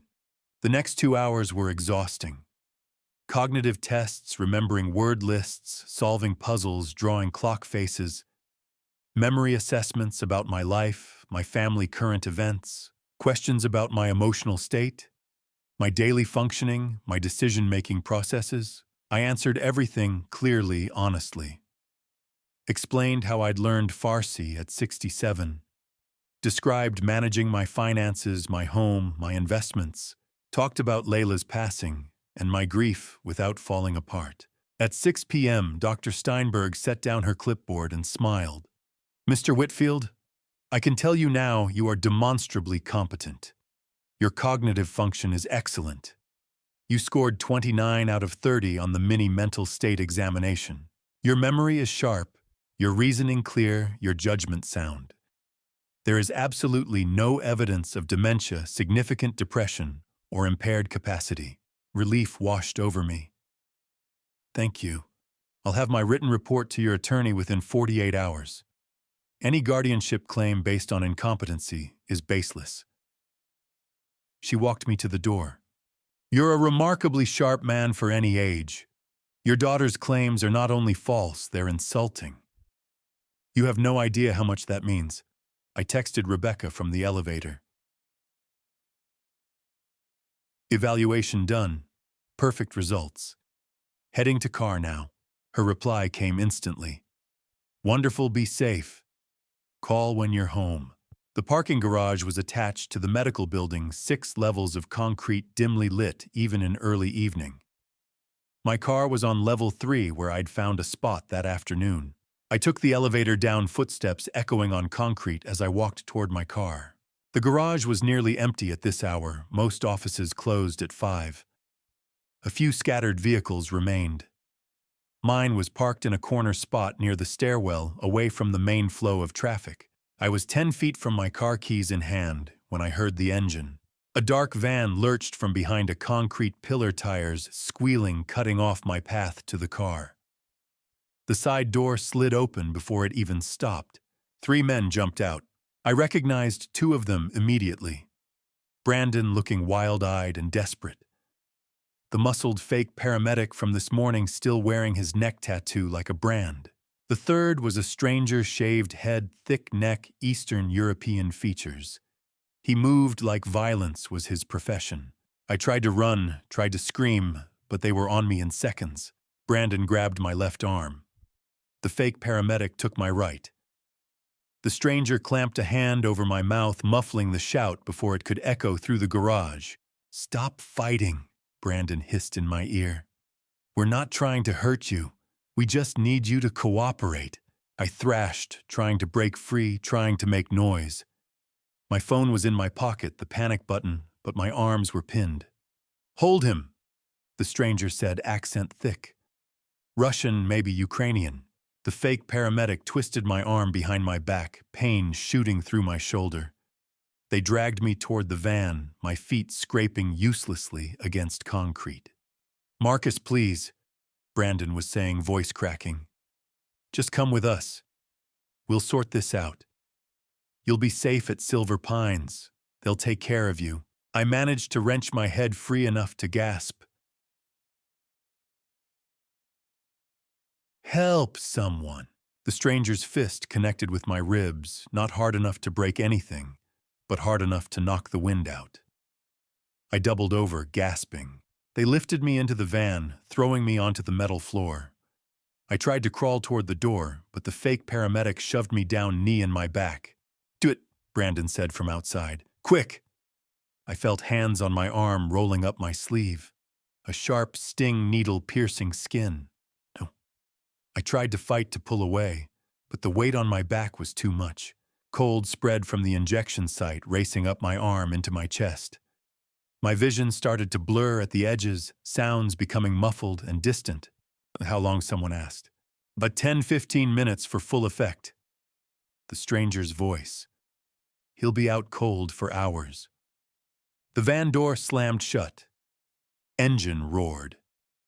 We were moving, turning, climbing the garage ramp. I tried to stay conscious, tried to focus, but everything was sliding away. My limbs felt heavy, disconnected.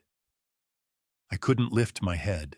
Brandon's voice came from the front of the van, fuzzy and far away. "Take him to Silver Pines.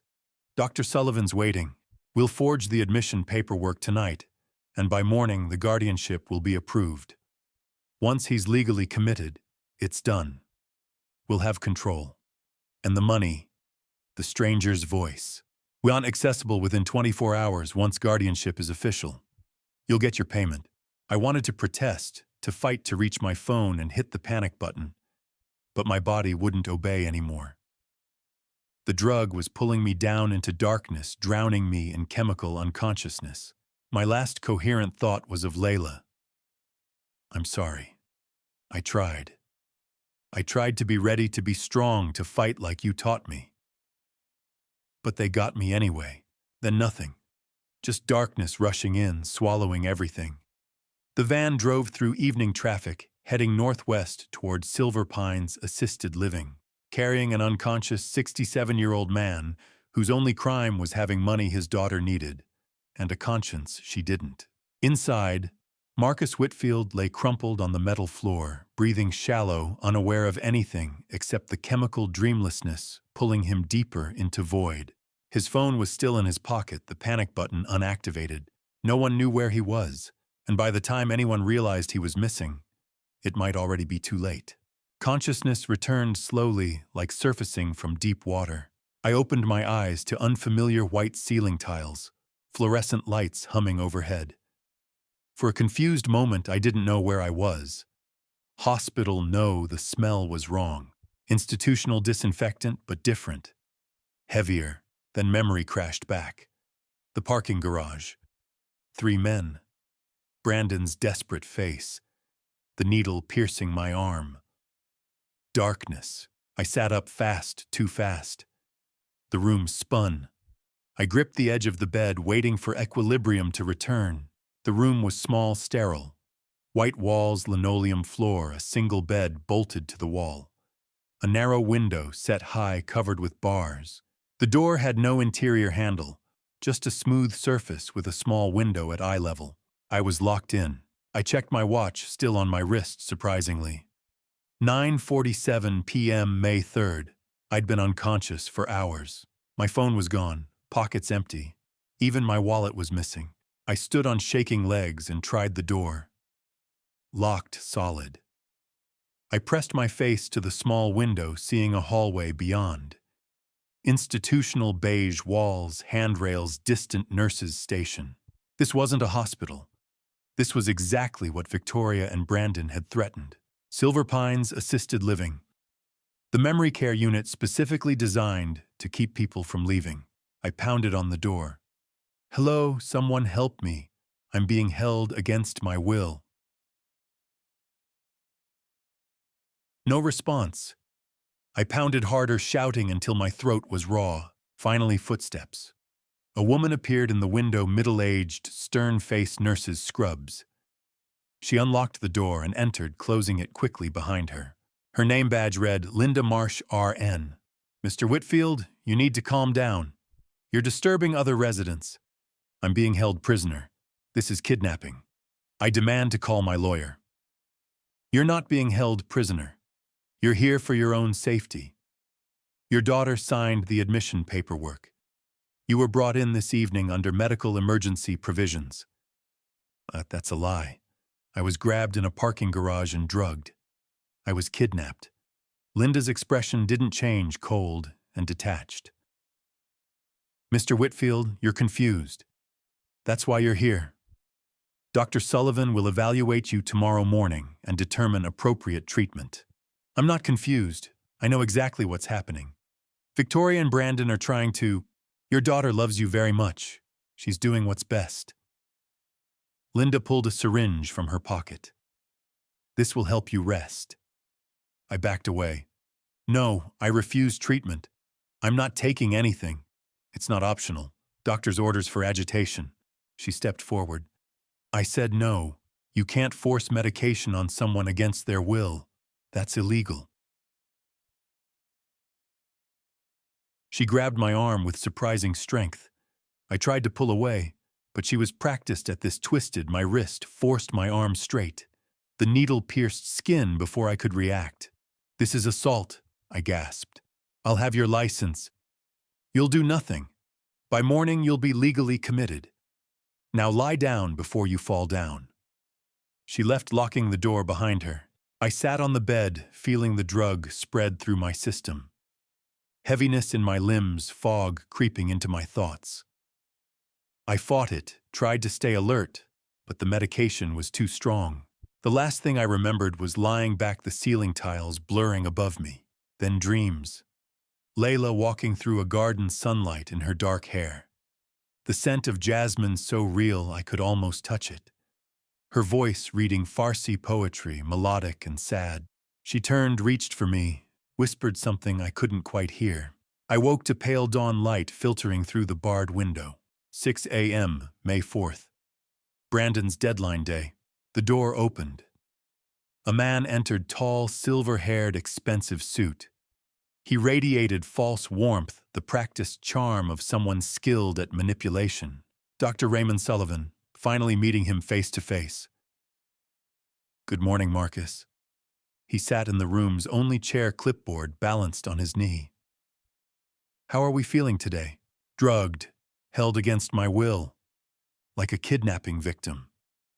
He smiled indulgently. "Let's talk about your recent confusion. Your daughter tells me you've been paranoid, making wild accusations against family members, claiming conspiracies, financial plots. Very concerning for a man your age. You're part of this fraud. I have recordings of Victoria paying you $25,000 to falsify a diagnosis. His smile didn't waver. Recordings. You don't have anything, Marcus. No phone, no evidence, no way to contact anyone. And by noon today, none of it will matter. What do you mean? By noon, I'll sign paperwork certifying you mentally incompetent. Victoria will have full guardianship granted by emergency order. Your assets will be liquidated to pay for your care here. He gestured around the sterile room. $12,000 per month. Very comfortable, really. You'll spend the rest of your days safe, supervised, properly medicated. The full scope of their plan crystallized. Once guardianship was granted, they could drain my entire estate, legally claim it was all for my care, while pocketing most of it. I'd be trapped here, drugged into compliance, unable to fight back. This won't work, I said, trying to sound more confident than I felt. Rebecca Martinez knows what you're doing. The district attorney has evidence.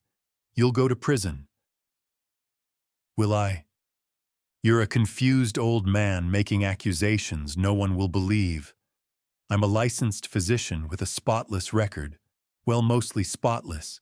And your loving daughter just wants to protect you. He stood. Enjoy your breakfast, Marcus. By afternoon, this will all be settled. He left. The lock clicked. I sat there mind racing despite the lingering drug fog. They'd planned this perfectly. Kidnapped me, forged admission papers would certify me incompetent before anyone realized where I was. Rebecca and Harrison knew I was missing by now.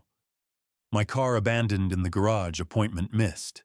But finding me getting a court order, cutting through bureaucracy that all took time. Time I didn't have. At 10 a.m., the door opened again.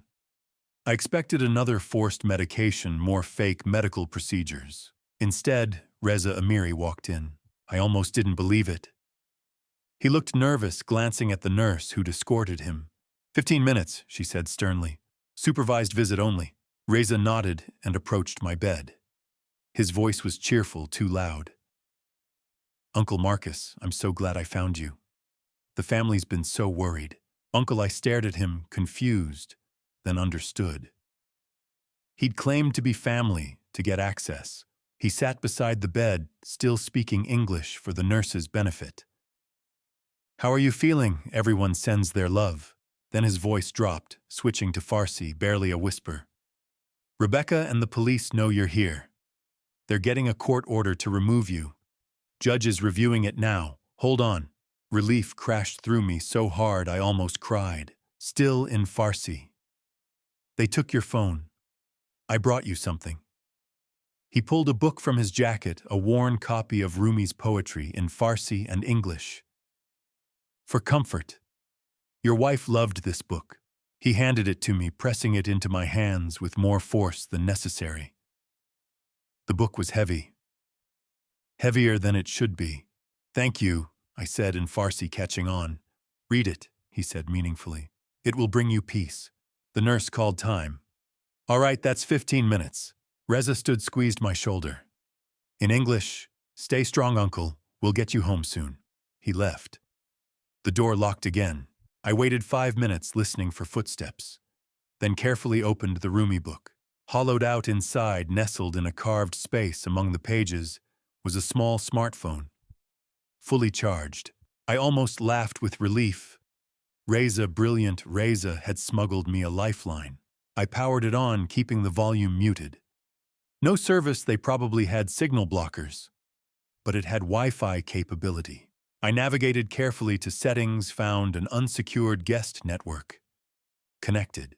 Then opened the browser and sent a text through a web service to Rebecca.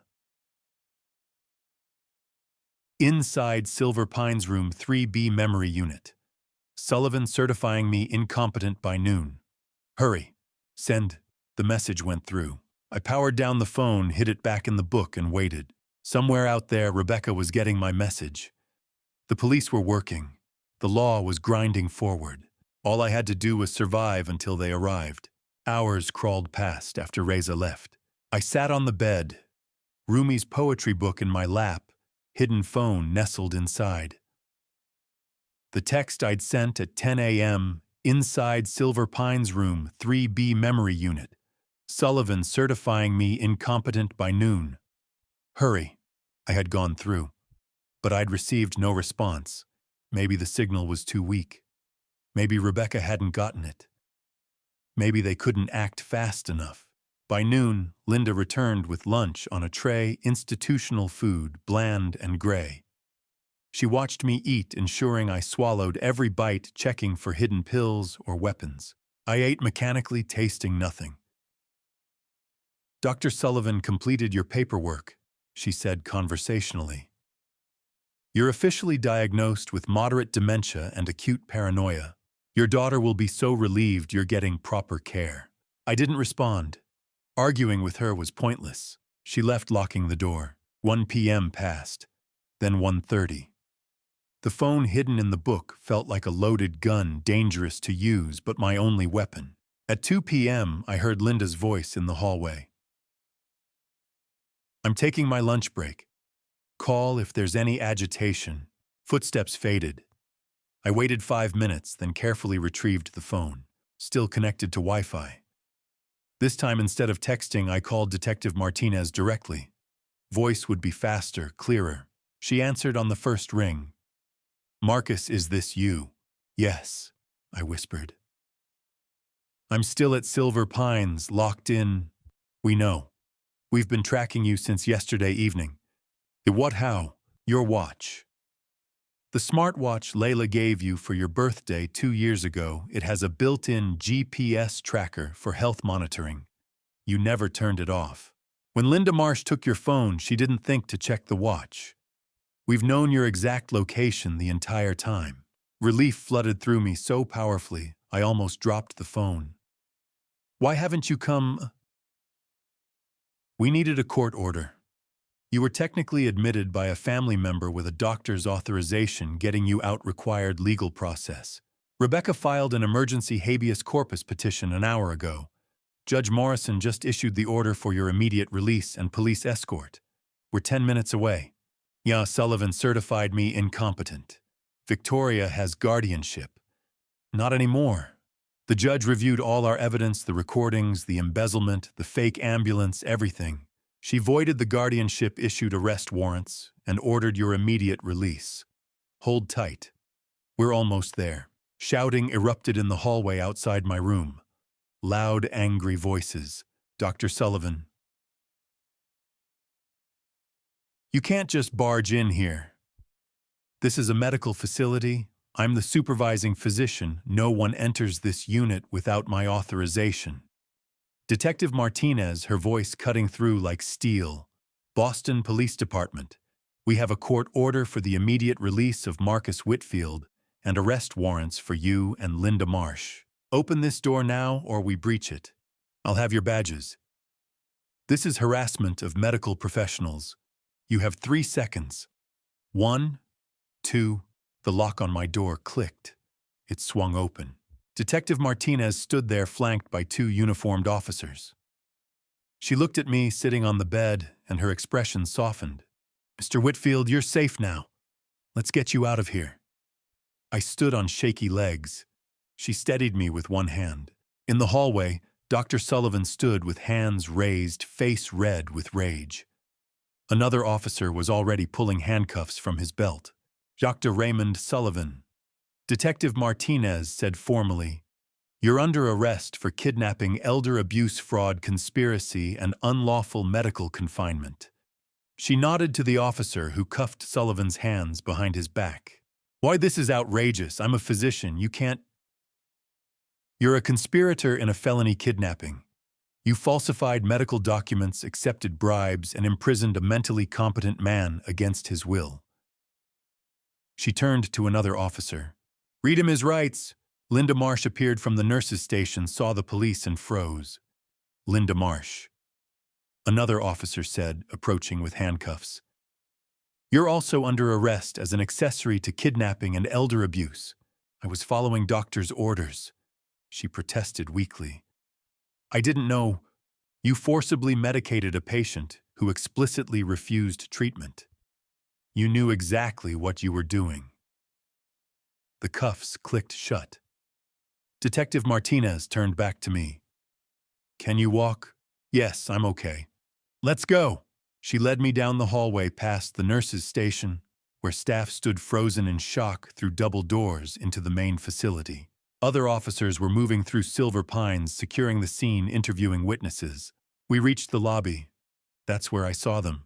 Victoria and Brandon standing against a wall, both in handcuffs, flanked by uniformed officers. Victoria's makeup was smeared eyes red from crying. Brandon looked hollow, defeated, all fight drained out of him. Dad! Victoria's voice broke. She tried to step forward, but the officer held her back. Dad, please, I'm so sorry. We didn't mean for it to go this far. We were just desperate. Brandon's people were threatening us, and I panicked. And please, Dad, you have to understand. I stopped, looked at her.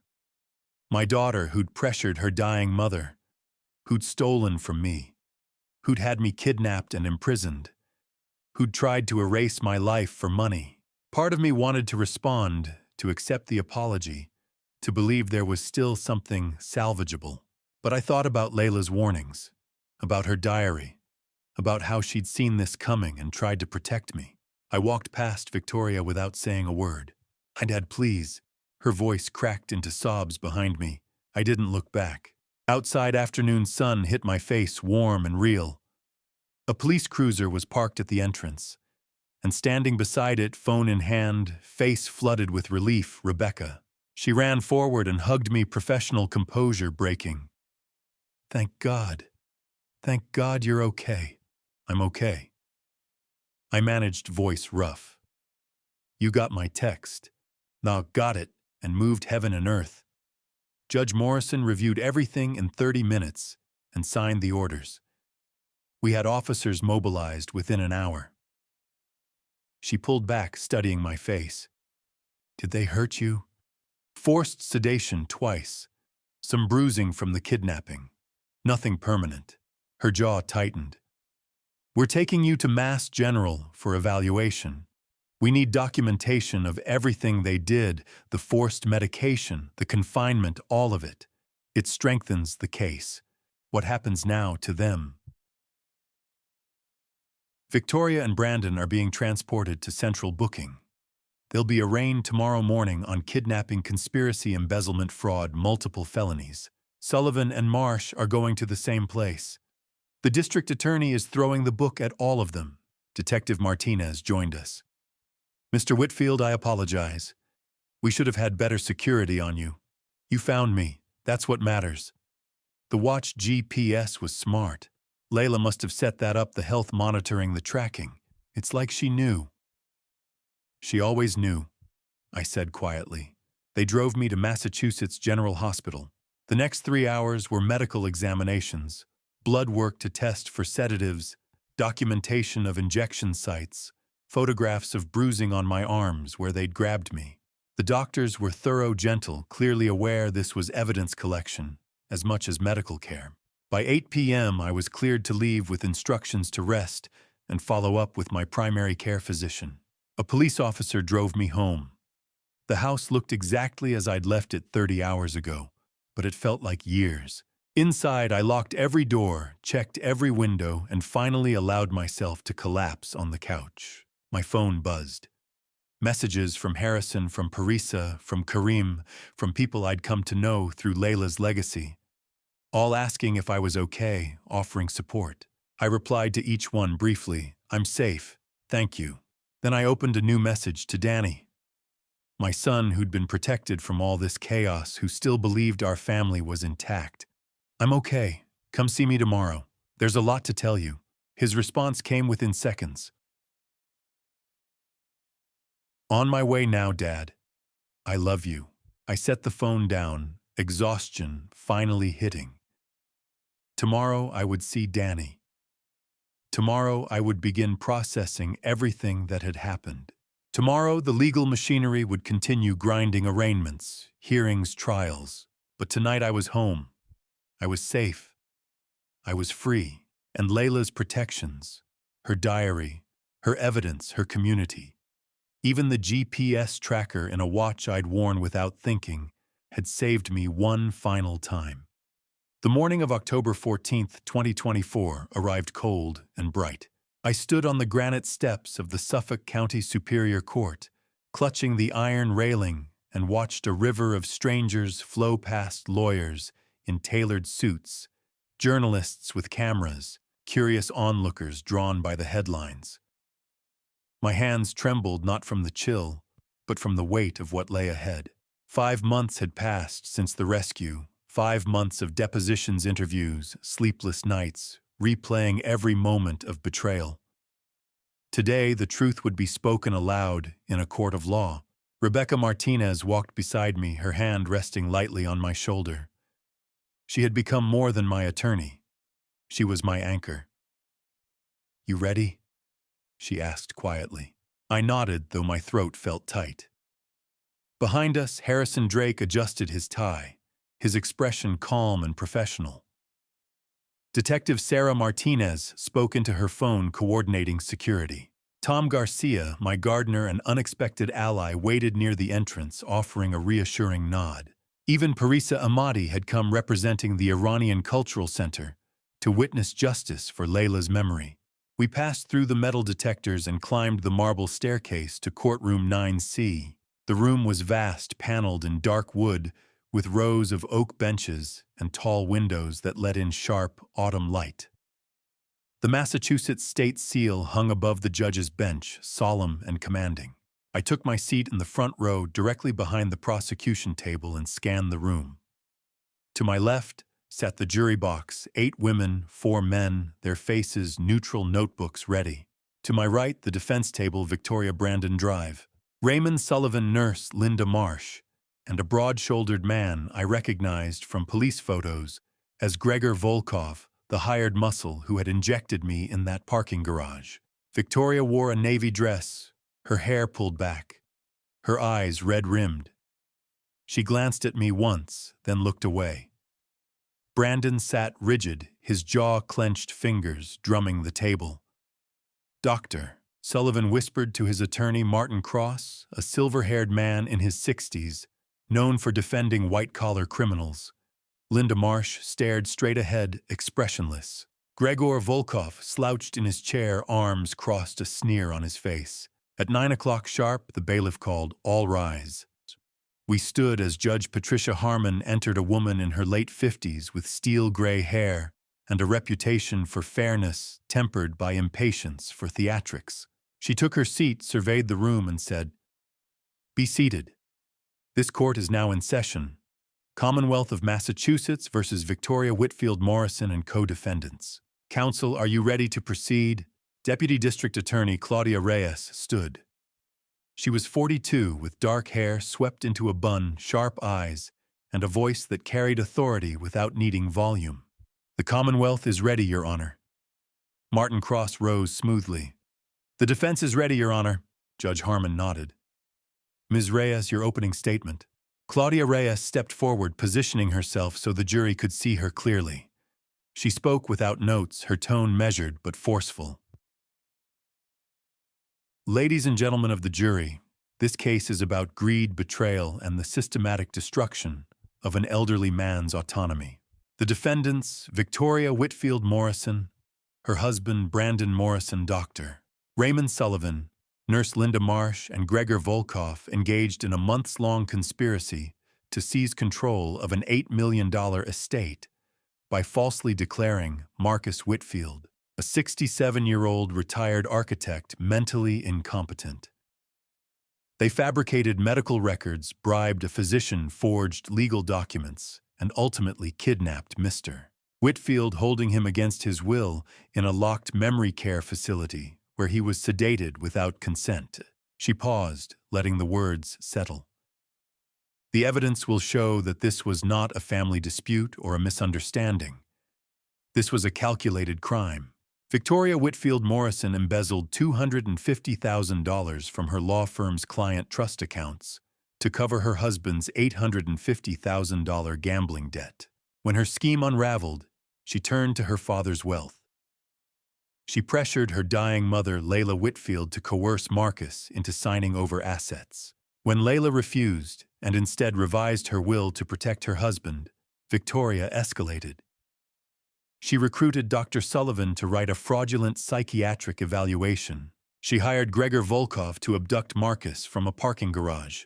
She conspired to imprison him in Silver Pines, where Nurse Marsh administered sedatives that could have caused fatal complications given his age and cardiac medications. Claudia turned to face the jury directly. The Commonwealth will present audio recordings, surveillance footage, financial records, and testimony from law enforcement medical experts and Mr. Whitfield himself. You will hear Victoria's own voice pressuring her dying mother. You will see Brandon Morrison breaking into Marcus's home with a stolen key. You will learn how Dr. Sullivan accepted $25,000 to lie under oath. By the end of this trial, the evidence will leave no doubt these defendants are guilty of kidnapping, elder abuse, fraud, conspiracy, burglary, forgery, and attempted harm that could have resulted in Marcus Whitfield's death. She returned to her table. The courtroom was silent. Martin Cross stood. He was calm, almost avuncular, his hands clasped in front of him. Your Honor, ladies and gentlemen, my client, Victoria Whitfield Morrison, is not a criminal. She is a daughter who made mistakes. Serious mistakes driven by fear, desperation, and love for her father. Yes, she borrowed money. Yes, she sought medical opinions. But she did so because she genuinely believed her father was declining, isolated in grief, after losing his beloved wife. She saw him withdrawing, neglecting his health, refusing help. She feared he would harm himself or squander the inheritance her mother had worked to build. Her actions, however misguided, were born of concern, not malice.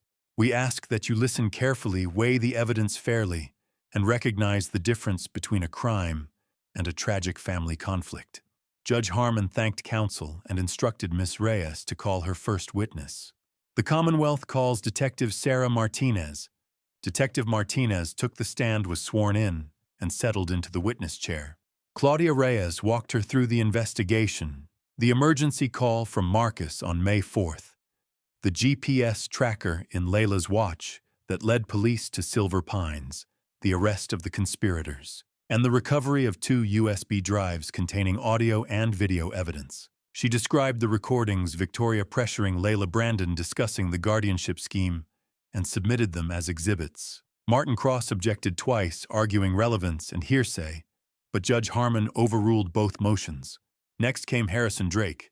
The private investigator detailed his surveillance footage of Brandon entering Marcus's home on April 10th with a copied key, removing a rosewood box containing Persian miniatures valued at $48,000. Bank records showing Victoria's embezzlement. Phone logs documenting 47 calls between Victoria and Dr. Sullivan in March alone.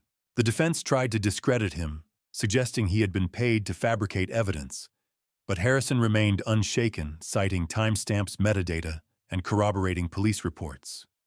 The final witness of the day was Dr. Rachel Steinberg, the geriatric psychiatrist, who had evaluated me on May 3rd, hours before my abduction. She was 48 with graying hair and a calm academic demeanor. Claudia Reyes asked her to describe the assessment. I conducted a comprehensive 2-hour evaluation, Dr. Steinberg said. Mr.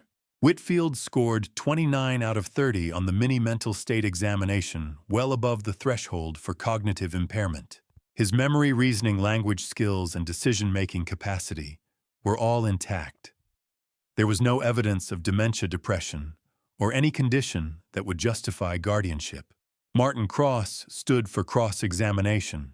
Doctor, isn't it possible that Mr. Whitfield was simply having a good day, that his condition fluctuates? Dr. Steinberg shook her head. Cognitive decline, severe enough to warrant guardianship, does not fluctuate on a day-to-day basis. The consistency of his responses, his detailed recall of events spanning months, and his ability to articulate complex legal and emotional concerns all indicate stable, full capacity. Cross pressed. But you only saw him once. How can you be certain Because the pattern of his behavior, learning a new language, managing legal proceedings, installing security systems, requires sustained cognitive function. A person with dementia cannot execute such tasks. Judge Harmon interjected. Counsel, unless you have evidence of impairment, move on. Cross sat down. At 4:30, Judge Harmon adjourned for the day. As the jury filed out, I exhaled slowly. The first day was over. The truth was on the record. Tomorrow, I would take the stand. The courtroom on October 15th, 2024 was packed. Every bench was filled. Journalists lined the back wall, cameras ready. The story had made headlines overnight. Daughter accused of elder abuse in $8 million estate plot. I sat beside Rebecca Martinez and Harrison Drake, my hands folded tightly. Across the aisle, Victoria stared at the table, pale. Brandon whispered urgently to Martin Cross. Dr. Sullivan adjusted his glasses. Linda Marsh and Gregor Volkov sat silent, resigned. Judge Patricia Harmon entered at 9 sharp. Be seated. The Commonwealth may call its next witness. Claudia Reyes rose. The Commonwealth calls Reza Amiri. Reza walked to the stand with calm dignity. He was sworn in and folded his hands. Claudia asked him to describe his relationship with Layla. Reza spoke in accented English, his voice steady. When Layla and I grew up in Tehran, we were neighbors. When I came to Boston in 1995, she welcomed me, helped me find work. In August 2023, Layla asked me to notarize her revised will. She was very ill, but her mind was clear. She told me she feared her daughter would try to control Marcus after her passing. Claudia handed him a document. Is this the will you notarized? Yes. Did anyone attempt to interfere? Reza nodded. 2 weeks before Marcus opened the safe, Brandon Morrison came to my office. He offered me $50,000 to change the notarization date or claim Layla was not mentally competent. I refused. He threatened to report me to immigration authorities. I told him I had been a prisoner once. I would not be intimidated again. The jury leaned forward. Cross-examined, suggesting Reza had fabricated the story. But Reza produced a time-stamped security image showing Brandon entering his office. Cross sat down, frustrated. Next came Tom Garcia. The gardener wore a pressed shirt and tie, his calloused hands gripping the rail. Claudia asked what he had seen. Tom's voice was quiet but firm. On April 10th, I was trimming hedges outside Mr. Whitfield's study. Around 2 in the afternoon, Victoria and Brandon entered through the side door with a key. Mr. Whitfield was at a doctor's appointment. They went to the study. I heard arguing. After 30 minutes, Brandon left carrying a small wooden box. I recognized it. Layla had shown me the Persian miniatures inside. I told Mr. Whitfield when he returned. The box was gone. Claudia entered surveillance footage, grainy images of Brandon at Marcus's front door at 2:47 a.m. on April 23rd, inserting a key, pausing, then walking away. Cross tried to discredit Tom, but he simply replied, Layla was kind to me. I owe her the truth. Parisa Ahmadi took the stand next. She wore a dark blazer and spoke with quiet authority. She described the April 27th gala, how Marcus had delivered a moving speech in English and Farsi. After his speech, I saw Victoria and Brandon approach him in the corridor. They were not on the guest list. I heard raised voices. Victoria said something about ending this tonight. Mr. Whitfield walked away, but he looked shaken. Then came the recordings. Claudia played the first USB Layla's insurance. The audio crackled, then Layla's voice weak but clear. Victoria, I will not ask Marcus to sign anything. This is his home. Victoria's voice followed sharp. Mother, you don't understand. We need this. Brandon's situation is serious. If you don't help us now, we'll have no choice but to pursue other options. The second track was video filmed secretly showing Victoria and Brandon in Marcus's study. Victoria's voice. If we get him declared incompetent, we file for guardianship. The house sells in 30 days. We split the proceeds, pay off the debt, and Dad goes into Silver Pines. Brandon. And if he resists, Victoria, then we make sure Dr. Sullivan's report is convincing. The courtroom was silent. One juror covered her mouth. Claudia played the gala recording from Marcus's pen. Victoria's voice cold. This ends tonight, Dad. Either you sign the documents tomorrow or we file the petition. Dr. Sullivan will testify. You'll be in Silver Pines by next week. Marcus's voice calm. I know about Brandon's $850,000 debt. I know you stole from your clients. I know you took Layla's paintings. Brandon's voice furious. Dad comes with us now. Reza's voice. Let him go or I call the police. Judge Harmon called a recess. When court resumed, Claudia called Dr. Raymond Sullivan.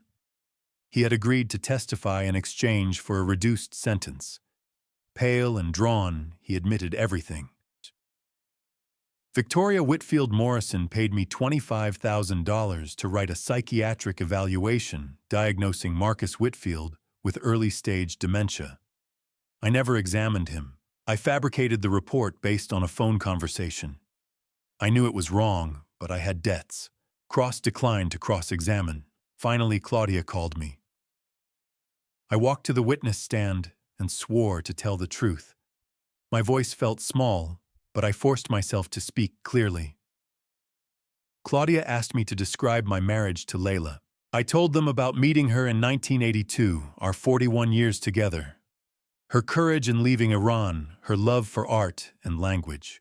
I described the night I found her diary, my decision to learn Farsi, and the months studying with Professor Karim Rostami. I explained how her hidden letter warned me of Victoria's plan, and how every piece of evidence had been part of Layla's final gift.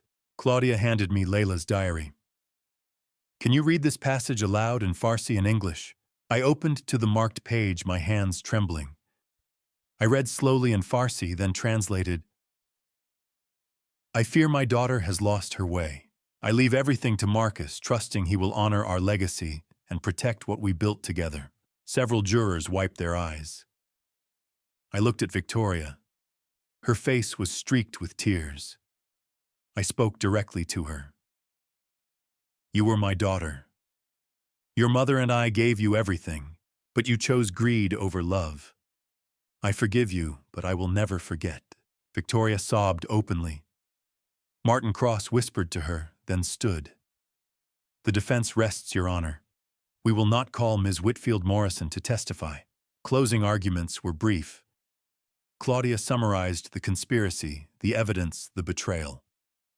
Cross pleaded for leniency, arguing Victoria had been desperate, not evil. Judge Harmon instructed the jury at 3 o'clock. They deliberated for 6 hours.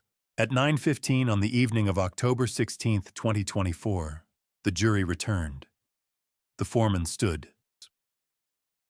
We find Victoria Whitfield Morrison guilty on all counts: kidnapping, elder abuse, fraud, conspiracy, embezzlement, forgery, and attempted harm. We find Brandon Morrison guilty on all counts. We find Dr. Raymond Sullivan guilty on all counts. We find Linda Marsh guilty of lesser charges, aiding and abetting. We find Gregor Volkov guilty of assault and kidnapping. Judge Harmon scheduled sentencing for October 30th. On that day, she delivered her judgment. Victoria received 6 years in federal prison and was ordered to pay $500,000 in restitution. Brandon received 5 years and $850,000 in restitution. Dr. Sullivan received 8 years and permanent revocation of his medical license. Linda Marsh received 2 years probation. Gregor Volkov received 3 years followed by deportation. Judge Harmon leaned forward, her voice sharp. Elder abuse is a betrayal of the most fundamental bond of trust. This court will not tolerate it. You exploited a grieving man for personal gain. You dishonored the memory of a woman who loved you. May your time in prison teach you what your family could not. The gavel fell. It was over. Outside the courthouse, Rebecca hugged me. Harrison shook my hand.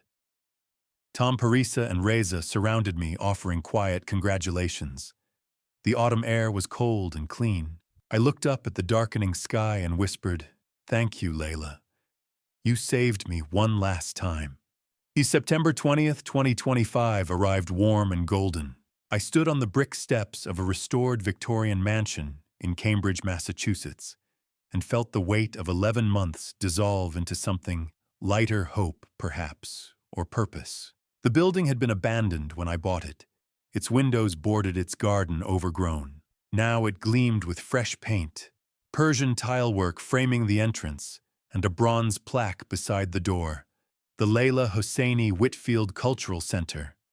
Honoring legacy, empowering community. Behind me, 300 people gathered on the lawn, Iranian families, university professors, local officials, elderly advocates, students and journalists. Parisa Ahmadi, now the center's director, stood at the podium, adjusting the microphone. Professor Karim Rostami waited nearby, holding a stack of Farsi textbooks for the language program he would lead. Reza Amiri, chair of the Elder Advocacy Council, shook hands with a state representative. My son Danny, who had flown in from Chicago and donated $50,000 to the scholarship fund, stood beside his wife and 2 children, smiling. Tom Garcia moved through the crowd, pointing out the Persian roses and pomegranate trees he had planted in the garden. I had spent $2 million from the estate to create this place. After the trial, the courts had recovered the stolen funds, liquidated non-essential assets, and awarded me full control. I could have rebuilt the Boston mansion, traveled the world, retired comfortably. But Layla's voice echoed in every decision I made. Build something beautiful. Let it outlive us both. The center's mission was threefold: preserve Iranian American heritage, provide legal support for elders facing abuse, and offer education in language and art. Inside the building held 5 distinct spaces. The first floor housed the Persian Art Gallery, where Layla's $3 million collection, miniatures, calligraphy, textiles, was displayed in climate-controlled cases. Each piece bore a small card explaining its history in English and Farsi. The second floor held the Rostami Library, named after Karim, with 2,000 books in both languages, comfortable reading chairs, and large windows overlooking the garden. The third floor contained the legal aid clinic, staffed by volunteer attorneys and social workers. In the first 6 months alone, they had helped 847 families navigate guardianship disputes, financial fraud, and elder care rights. The basement had been converted into a community kitchen, offering free cooking classes and weekly meals for isolated seniors. And in a quiet corner of the first floor, the Layla Memorial Reading Room held her diary, her journals, and a portrait I had commissioned from a local artist. At 10 o'clock, Parisa called the crowd to order. She spoke briefly, welcoming everyone, thanking the donors and volunteers, and introducing me. I walked to the podium, my hands trembling slightly, and looked out at the sea of faces. I had prepared remarks in both English and Farsi, practicing with Karim for weeks. I began in English. 11 months ago, I stood in a courtroom and heard a verdict that brought justice but no peace. My daughter and son-in-law were sentenced to prison for crimes against me, crimes born of greed, desperation, and betrayal. That day I thought the story was over. But I was wrong. The story was just beginning. I switched to Farsi, speaking the words Karim had helped me perfect. My wife Layla taught me that love is not just what we say, it is what we build. A ripple of recognition moved through the Iranian families in the audience. I continued in English. This center is my love letter to Layla, and to a community that welcomed a widowed man learning a new language at 67. It is a place where heritage is honored, where elders are protected, and where young people can connect with the past while building the future. Today, we open these doors, not as mine, but as ours. I gestured toward the entrance, where 2 volunteers pulled open the double doors. Applause erupted. Parisa unveiled Layla's portrait, a life-sized painting showing her in a blue shawl holding a pomegranate, her eyes warm and knowing. Someone in the crowd sobbed. I wiped my own eyes and stepped back. The ceremony continued. Karim spoke about the language program, which would offer free Farsi classes to children and adults. Reza introduced the Elder Advocacy Council, explaining how trained volunteers would conduct home visits, provide legal referrals, and organize monthly support groups. Danny announced the Layla Hosseini Whitfield Scholarship, which had already awarded full tuition to 25 Iranian-American students pursuing degrees in architecture, medicine, education, and the arts. Tom led a garden tour showing the rows of herbs Layla had loved: mint, basil, saffron, crocus, and the fruit trees that would bloom each spring. By noon, the crowd had dispersed into the building. I watched families explore the gallery, children running their fingers along the tilework, elders sitting in the library, reading Persian poetry, students filling out scholarship applications. I slipped away to the Layla Memorial Reading Room and sat in the leather armchair I had brought from our Boston home. I opened her diary to the final page, written 3 days before she died. Marcus, if you are reading this, it means you have learned my language. You have honored me in a way I never dared to ask. I am so proud of you. Build something beautiful from our love. Let it live longer than both of us. Your Layla forever. I closed my eyes, letting the words settle. A voice interrupted softly. Mr. Whitfield. I looked up. A young woman stood in the doorway, 19, maybe 20, with dark hair and bright eyes. She wore a university sweatshirt and carried a folder. I'm Shirin. I received the scholarship. I'm studying architecture at MIT. I just wanted to say thank you. Because of this center, because of your story, I called my grandmother last night and apologized for not visiting her more often. She cried. She told me she forgives me, and I promised I'd go see her every month. I smiled, my throat tight. That's exactly what Layla hoped for. Shirin nodded, thanked me again, and left. I sat alone for a few more minutes, then walked outside into the garden. The sun was setting, casting long shadows across the lawn. Persian lanterns glowed softly along the paths. I whispered in Farsi, I will always love you. A breeze carried the scent of jasmine. For the first time since Layla's death, I felt I was exactly where I belonged. My phone buzzed. A text from Rebecca. Victoria sent a letter from prison. She wants to write to you. I stared at the screen for a long moment, then typed, tell her I have forgiven her. But I'm not ready yet. Maybe someday. I slipped the phone into my pocket, sat on the bench beneath the pomegranate tree, and opened a new blank notebook. I began to write in Farsi my own story. The story of a man who learned a language, exposed a conspiracy, fought for justice, and built a legacy of love. The first sentence, translated into English, read, This story began the night my wife passed away. Looking back at my journey from that first terrible dinner with Victoria to the day I opened Layla's Cultural Center, I see now that my story is both a warning and a grandpa stories lesson I must share. If you're listening to this family story, especially if you're caring for aging parents or watching your own children grow distant, please don't make the mistakes I made. I waited too long to learn my wife's language. For 41 years, I loved Layla deeply, yet I never asked her to teach me Farsi. I assumed love was enough, that shared silence could replace shared words. I was wrong.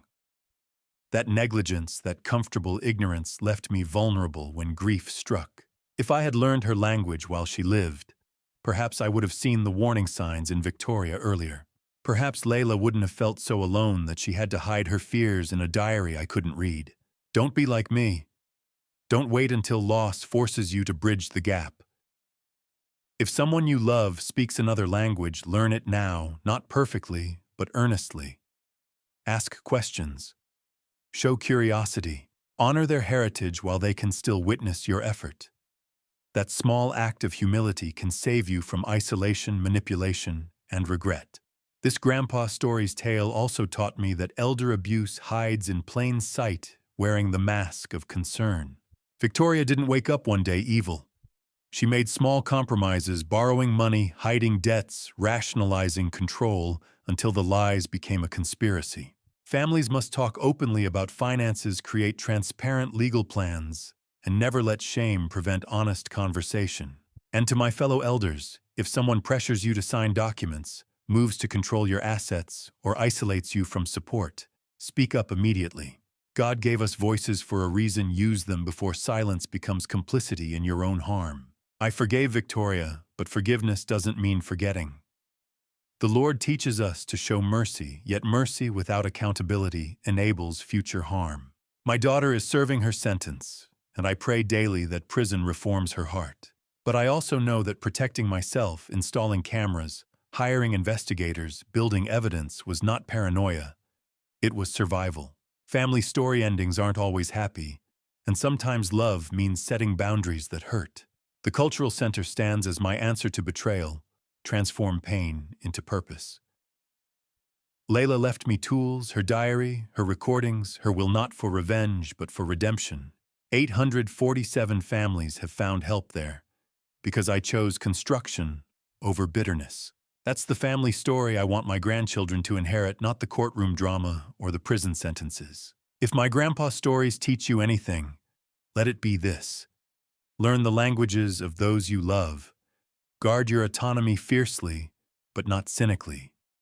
Document everything when trust fractures. And always, always build something that outlives the conflict. God's grace carried me from that locked room at Silver Pines to a garden filled with pomegranate trees. He can carry you too. Thank you for walking with me to the end of this journey.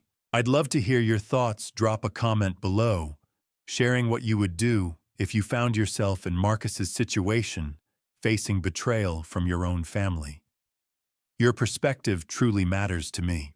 If this story resonated with you, please consider subscribing so you won't miss future videos. A gentle reminder, while inspired by real-world issues surrounding elder abuse and family conflict, certain elements have been dramatized for storytelling purposes.